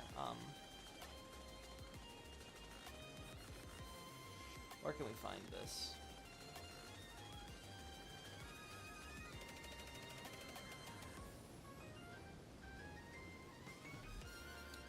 On the path from Limgrave toward Weeping Peninsula. Oh. There we go. Also, come to think of it, would Armel you'll have used paper in its heyday? I recall you speaking that the stone tablets America has in her chamber might have been from FA. Yeah, I've talked about the idea of like when was paper and stuff invented for different civilizations and stuff, right? Like for example, we know that obviously FA eventually moved on from stone tools to iron working and stuff, right? And some have connected that to the idea that maybe contact with the fire giants and things led to them being able to develop their own smithing and their smithing techniques and stuff. Paper, though. We don't see any paper in the civilization. I mean, that doesn't necessarily mean there isn't, but I don't think we see it. Wait. We do acquire miracle texts, I think, right? Correct me if I'm wrong, we do acquire miracle text, quote unquote, which, again, the concept with the menu graphics for all spells is that, like, they're on a sheet of paper, right? So, like, miracle. Oh, sorry, actually, it's not miracles, it's incantations we call them now, or prayers, so. All these terms. Is there any theory or anything you found that you haven't heard anyone else talk about yet, Loki? The cookbooks are paper? Yeah, but I don't think any of the cookbooks are expressly, belonging to residents of Far Missoula itself, right? Like, usually it's like people who you would presume are outsiders who also somehow managed to get here, like Malekith and friends, so... Yes, I'm not sure if those count. I'd actually have to look over that Night Scout. That's actually a very good question. I think that's actually a fair point. Like, it wouldn't be crazy if they did, but it is something that is worth actually, like, examining in the first place. Yeah, I really like that one, actually. It's a really nice one to think about. Oh. Okay. Ah, crap, chat. I forgot what I was gonna do. I lost my train of thought. I got so distracted and enthralled by Night Scout's question. I was like, what? Okay, no, I was looking at this. Like I said, we had all this stuff here. Something else I was trying to grab. Not Fort Height. God damn it, chat. This is the problem with me having a goldfish memory. Truly. I have the memory of all time. You know, not any of this stuff here. We don't care about that crap. Let me look at what I was looking at earlier and see if maybe it'll come to mind. Not the Coffin Cemetery there. Not the stuff in Weeping Peninsula, no.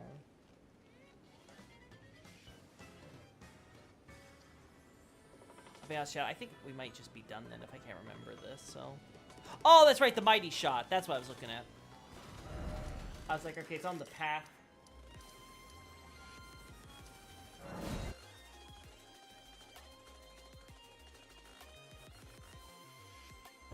Well, best way to double check is if I have Mighty Shot, but like I said, I haven't really done any of that stuff, so. Okay, I do have it here, though. Okay. Well, let's try it to a character who does have it. Shashiki should be good. Maybe a stretch I'm thinking, but wouldn't the whole first part of things betwixt of the altar, the trials of the forest, and the exit leading to Hiding Ruins imply undead long ago arrived there? With things betwixt, it'd be weird because there's already, like, obviously it is the border between, you know, the normal flow of time and the stagnant flow of time, so already things can get a little weird there if the devs really wanted to. And were tested, and if they passed, they could proceed to the outside the rest of the hiding civilization.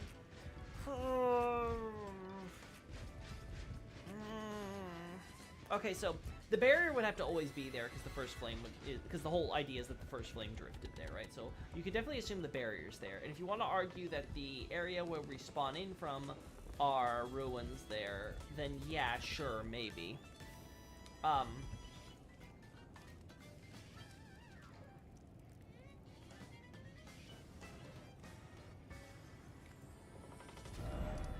Maybe. I have to think that one over again.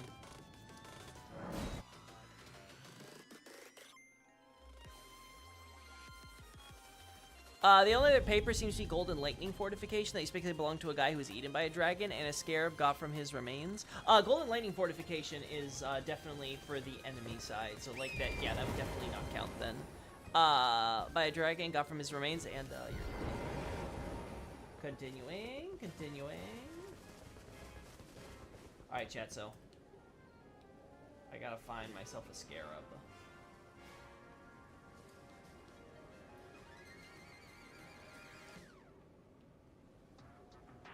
Where is this damn thing?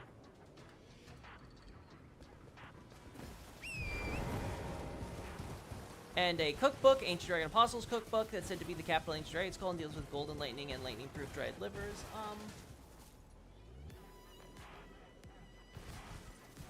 Yeah, that would definitely, yeah, a lot of that makes sense for enemy side. And Melitith in JP as well says that we passed the trials of the forest instead of proving ourselves to the forest, as the Ian says, implying it's an old proving ground, Snow. I actually should go back because I don't remember what Melitith says. I have to go back and check what those triggers were. No, right? I mean, I'm gonna just take your word for it that you're right, but like, I don't know. I mean, it's definitely an interesting idea. Again, if I was actually actively working on DS2 and stuff, I might actually be able to explore that tomorrow and probably have something more fleshed out to talk about with you on that. Oh, wait, don't tell me. I gotta make sure, chat. Okay, thank God I only have Sacred Blade. No one cares about Sacred Blade.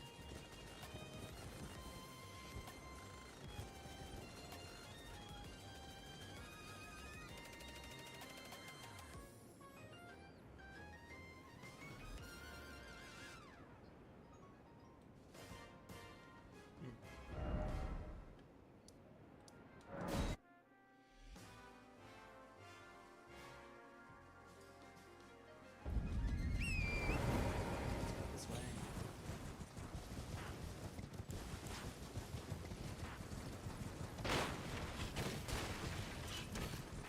God, there's. Ah! Are you what I'm looking for?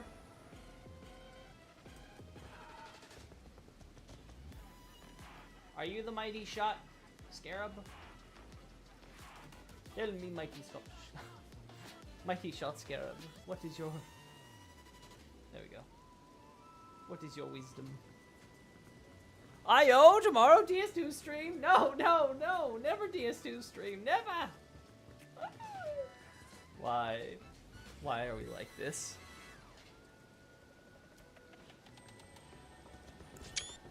Alright, I had the shot that I wanted, so... Time check. Yep, that's mighty shot. Alright, I got what I wanted.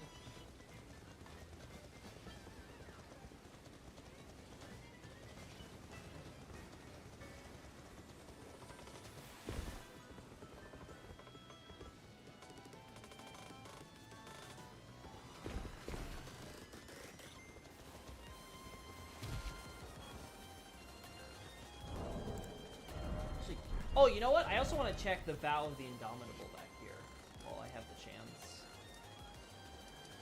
Again, check. Correct me if I'm wrong. Isn't this scarab somewhere between Lascar and the Elben Orc village? I feel like that's right.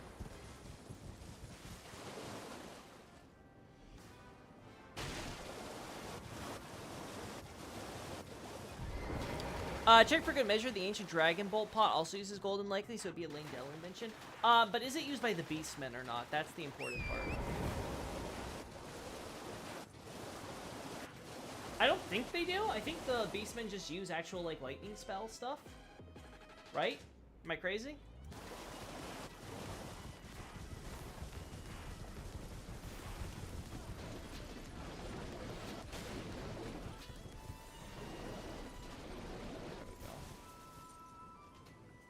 It's not here. I thought it was somewhere around here, chat. Near the beginning of the poisonous swamp, you think? There we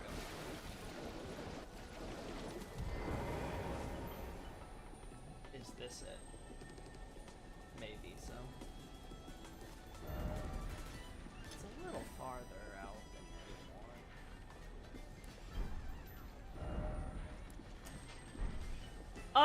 But would we just have to argue then it has to do with Gideon Ofnir? You don't recall with the Beastmen? Yeah, okay, I just wanted to double check there, because I'm like, if the Beastmen use that at all, then that would at least have to open up the possibility that they had always, that they did, you know, create and have lightning pots of their own. But yeah, I would assume the lightning bolt pots would generally come from Langdell and stuff.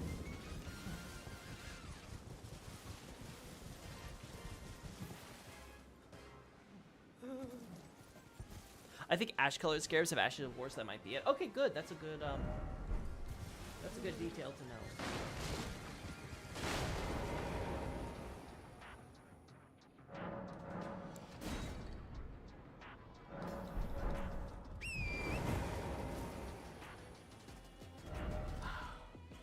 I hate Lariat weather. Just let me get a good shot at the stupid scarab. I mean, I might not even use it. Just let me have this one. Oh, where are you, stupid scarab? Scarab! You over here? Where are you? I don't even remember where I found the Scarab.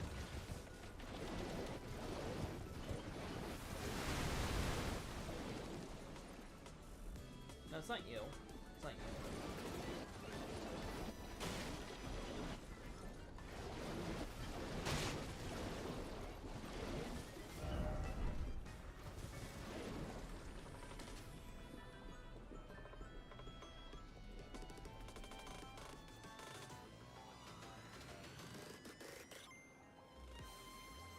Yeah, they have the chakram things they throw too, so like yeah.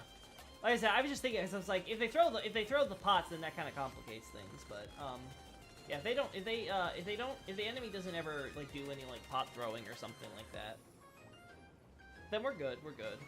Safe to say that's definitely just a Lingdale thing. Oh my god, chat. I feel like I'm going insane. It has to be that's just not loading in, but it wasn't an island with a tree, was it? I swear, chat, I feel like I'm going insane all the time.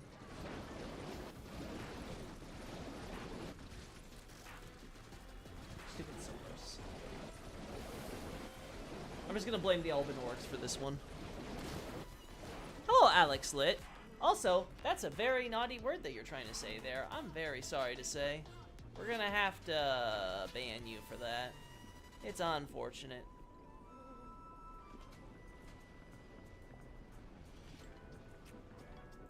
There we go. Problem solved, chat. Apologies that you had to see that, but unfortunately we cannot control who comes in here.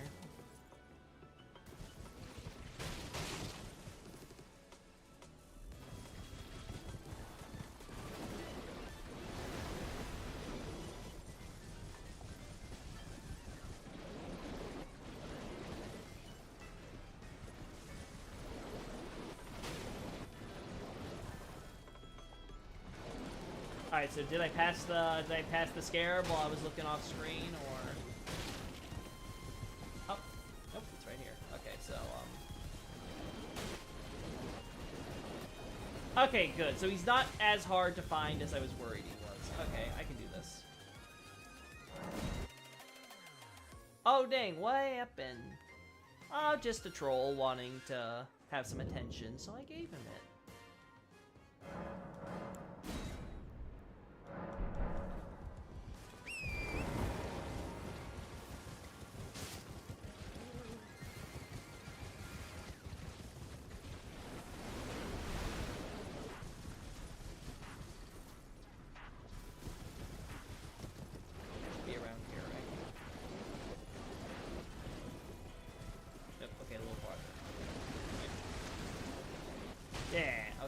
Okay, now I figured this out, Chad. I figured this out.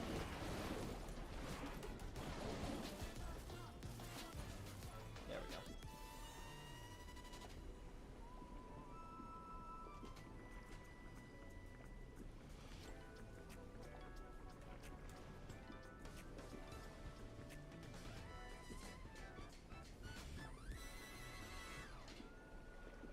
Alright, so...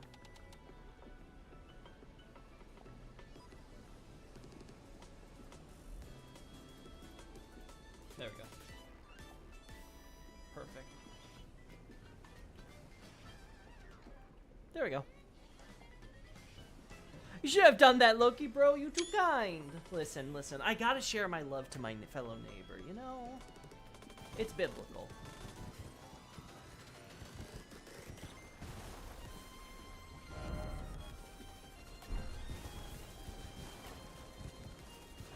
I hope he appreciates it.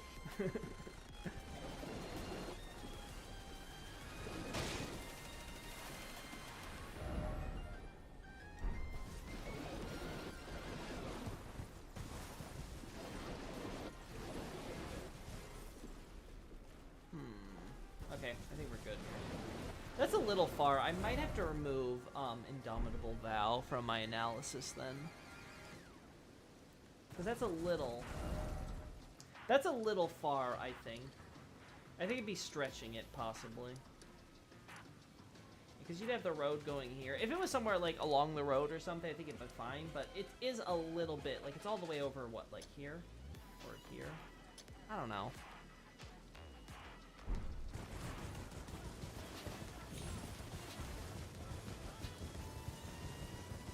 Whoa!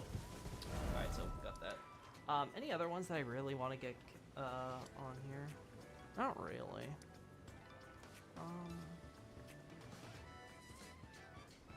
What's the other shot? No, I already got Mighty Shot. That should work at a wash down there? Oh, that's true! You know, that is true, Night Scout. We could always argue that the water, because it's not 100% clear how extensive the lake was back then, it's always possible that the water could have washed it away that far, you know?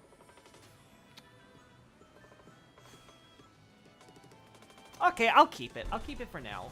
If, though, we ever find something where, like I said, either connects better to Gideon or something, I will just jump and assume that one is the more valuable reason. But for now, in absence of any other logical purpose to the placement, I will accept having it there.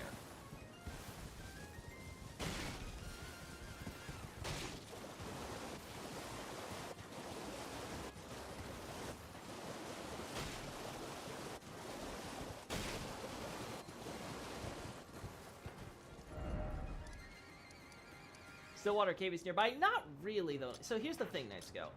Stillwater Cave is here. This is a little off. But like I said, we don't know how extensive the lake's water network was before everything was allowed to flood over into this massive lake it is now. So it's totally possible that before everything was flooded and stuff, there was still waterways and stuff that could have washed it over this way, right? Like, just because it spills over into this field doesn't mean there couldn't have been little, like, swamps and ponds and tributaries and all that crap. And like you said, Stillwater Cave does exist, so it is at least, it does at least open up the possibility that water has always drained this far down. So, and therefore, like, always has been collecting those types of, impurities. So why couldn't something, like, you know, go a little off course or whatever on a side route or something, so... Yeah, like I said, if we don't find anything else into the future, I will keep it. But I will always be on the lookout for a potentially other answer, because I don't necessarily like it still.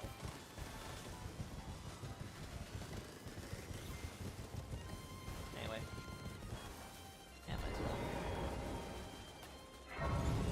well. Alright, let me just look up scarabs real quick in my document, see if any more that I care about pop up. We're deleting that. Sword Dance.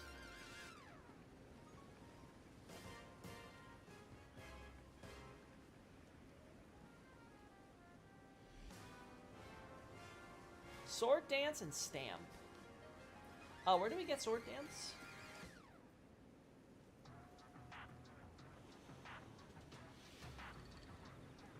Ah! The Road's End Catacombs. Okay.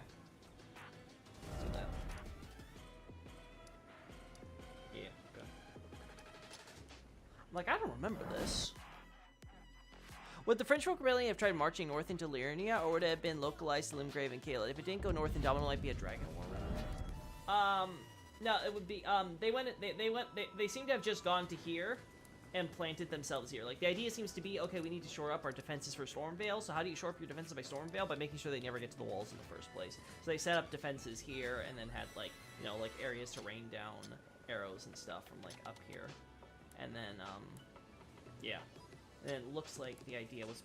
Again, my argument would be that the idea would be to try to sneak around this way and then try to push through from Lascar into Site P at the Purified Ruins to get behind the choke point. And then they could then catch them in a pincer, because the only way then up is to go either this way or this way. And then they could just slowly grind those guys that were trapped up on the high lane down, and, well, you know the rest. So that would be the argument I would make. But like I said, Indomitable Vow would be one of those I would be like, okay. But I'm like, you know, it's a little farther than I would like for this argument I'm making. But you know what? It's...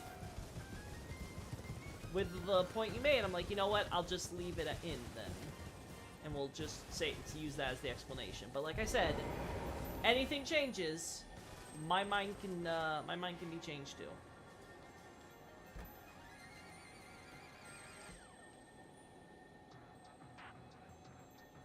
Kind of cool having this though, with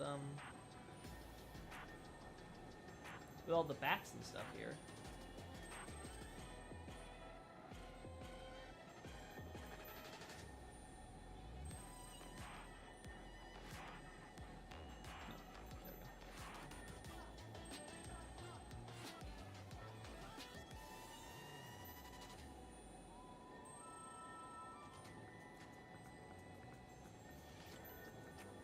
Man, really weird what depth of field can do to your shot. Somehow this guy got all the way to the other side to get this grave in there.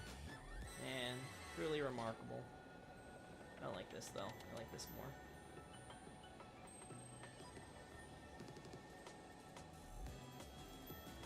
Okay, I think this is fair. Yeah, this is fair, I think.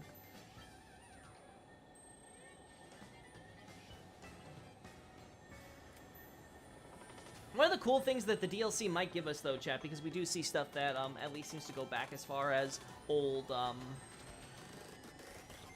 what's it called? Pre-Erdtree civilization and stuff, right? It's gonna be really cool to see what details we get, because then we can expand on our, on the basis. Maybe you have to tweak some things or whatever, right? Like, it'd just be cool to have more data to work with for that period. For, like, what existed before America, you know, had Godfrey conquer everything.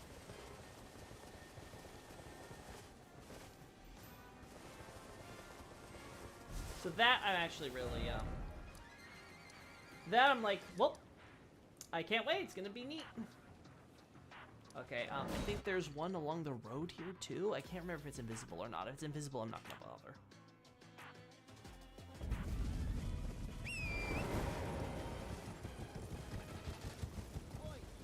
I don't care about you. There we go.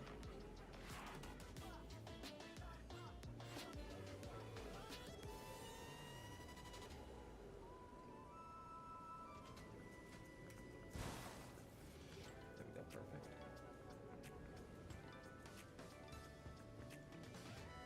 We're gonna lock you here, but then we're gonna do this.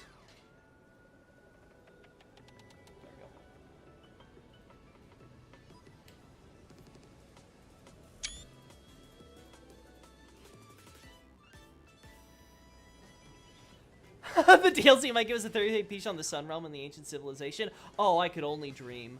Unironically, I'd actually be very happy to continue writing for Elden Ring stuff if it gave us like a really good meaty amount of data to work with to like really like flesh out those two topics. That'd be really cool for me personally. Imagine if they're the same place, and that's why the castle near the Erdtree looked black in the trailer and Mesmer Throne art. Hey, you never know. Could be.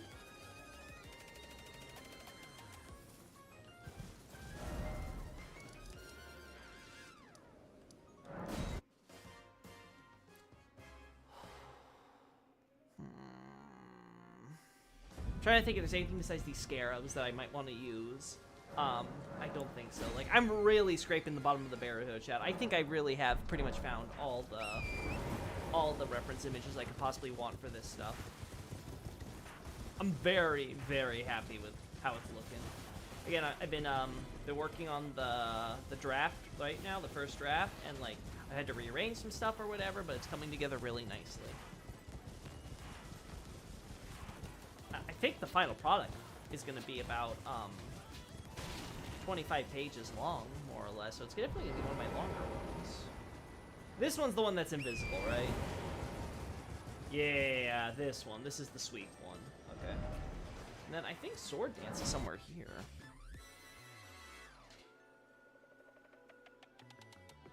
About French folk culture, if Edgar is a banished knight, Arena's handkerchief reinforced this line design. Why is he prejudiced and misbegotten? I think that's a good question, but if I had to guess, he might be one of the banished knights that are more enthusiastic. Again, I wouldn't say that. One thing I've noticed with Elden Ring is that Miyazaki / Martin, again, I don't know who's the bigger influence here, seem interested in exploring some of the nuances to the cultures and factions and stuff. So,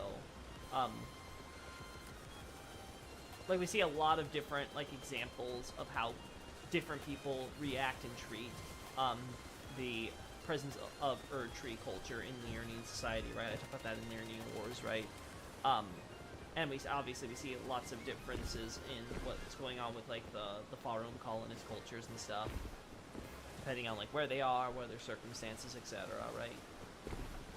So, I could totally see the idea that Edgar, being someone who knows, maybe he's a quote-unquote younger one of the Banished Knights, so he comes from that culture and background of Stormveil and stuff, but maybe he wasn't alive during that time, right? He's like a more recent person. Again, depends on how long Radagon's reign and stuff lasts, but you get what I mean. And then in that case, if him and presumably his daughter, because again, how old is Irina supposed to be? Like maybe 20-ish or something, right? If he and her are younger generation, then maybe they're more, I don't want to say indoctrinated, but, you know, more accustomed to traditional Erdtree culture and beliefs and outlooks on things that could affect things. So there's like a gap, there's like a generational gap there.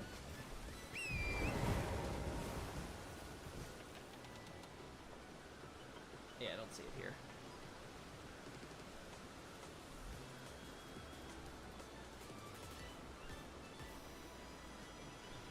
Yeah, that is a funny way to think about it, huh?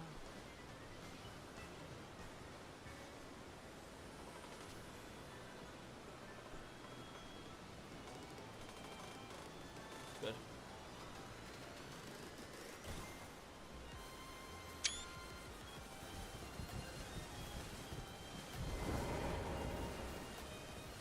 This is even funnier when you consider how Edgar completely goes off the deep end for revenge, right? Against Misbegotten and non-Misbegotten alike. So.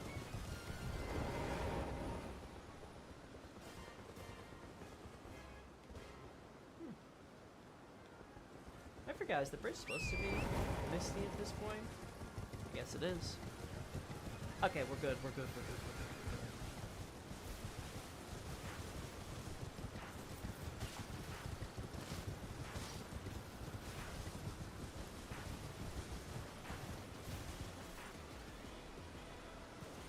Yeah, we're fine here. Okay, so I think that's the last of the scarabs. At least for now, unless there's like more I'll find while we're working on things. Let me double check. Yeah, so we get Determination, Mighty Shot,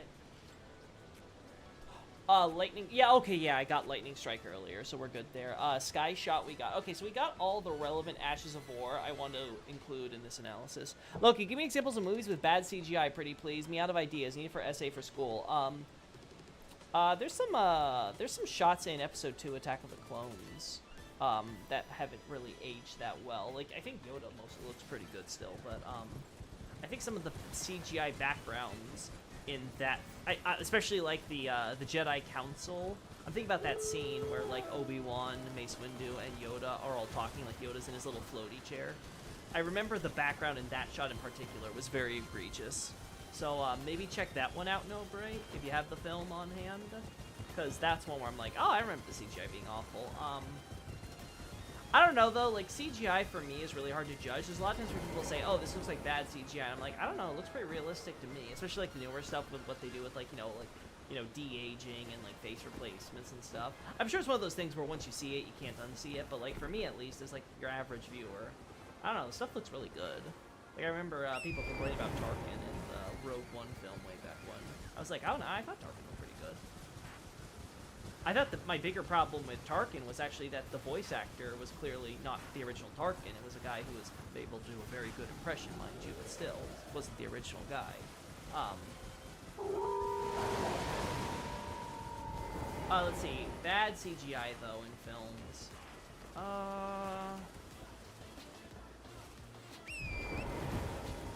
Wasn't one of the later Alien films, I remember? Which one is that? I think one of the later Alien sequels had, like, super bad CGI in it. 2003 Incredible Hulk, oh my god, yes, that's a good example. Speaking of that, Sam Raimi's Spider-Man film, the first one. I remember the Green Goblin scene with the turning the executives, I think it was, to like skeletons with his like Green Goblin bombs. I remember that being awful too.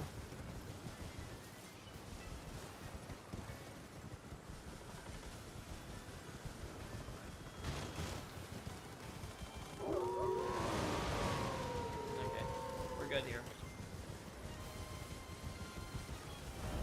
Well, chat, I think I'm pretty much done, so... It's almost midnight my time, so I think the next Robin trailer is about to come out for Honkai Star Rail, so I think I'm just going to kind of sit around and chat with you guys until that thing's out, watch it, and then we go. Because I really can't think of anything else. Like, I've been, like, going on fumes, you know, waffling about trying to find things that I can't remember. I know as soon as I log off, I'm going to be like, damn it, I should have gotten a shot of that. Random fringe folk thing, but pure metal banished knights supposedly have a minus 40%, 47% resistance to lightning damage, like they're actively weakened against dragons. Might imply something impressive about dragon culture. It could also just, if it's just the ones with pure metal, it could also just be reflecting the fact that they're wearing metal armor in Knights Go. Because, I remember something similar happening in Dark Souls, where certain metal armors, like pure, full metal armors, did something similar, where you would have higher weakness to lightning. So I don't know if that's necessarily Dragon Culture related.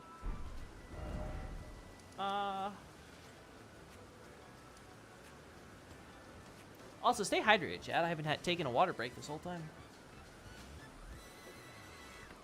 Could be pure metal, but I think a few other guys have pure metal and Goop gets that badly. Again, I have to at some point do an analysis of just like going through every single like armor and enemy type and all that stuff and start like kind of like grouping them by like their weaknesses and try to find the patterns there. Because again, there could be so many factors as to why, like, say one pure metal armor has more lightning resistance than another. So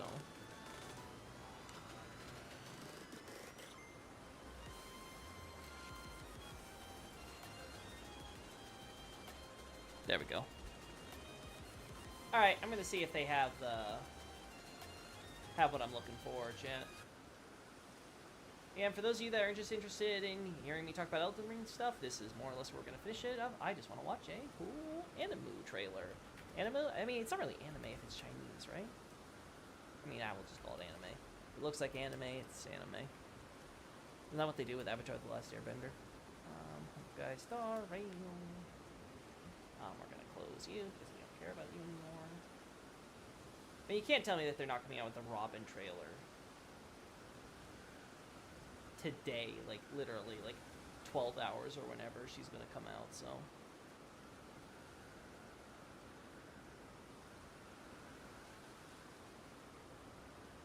There we go.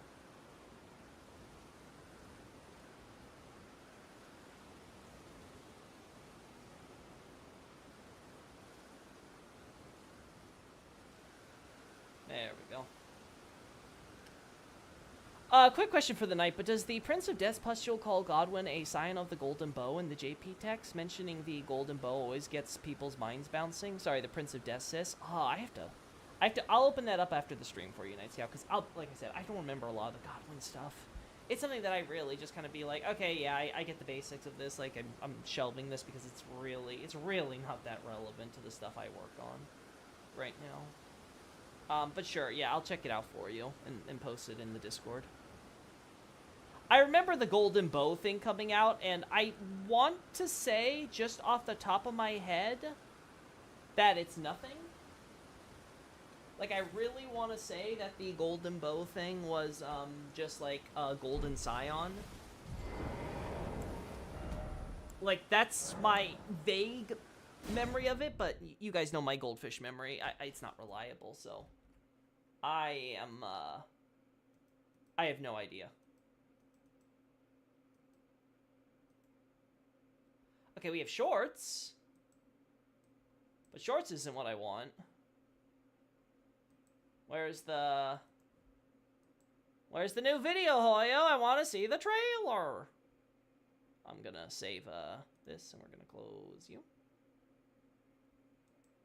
Come on. Come on.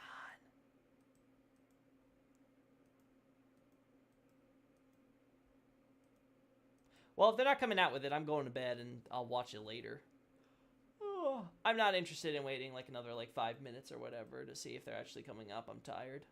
Anyway, so we're gonna end things for here tonight, chat. Again, thank you all for joining me through this. I know that I don't know why you guys would watch me. I don't think I'm particularly interesting as a person, but if you guys enjoy the content that I'm able to give you, then, you know, more power to you. Anyway, I'm going to sleep now. See you tomorrow. Bye. Later. Thanks for the love.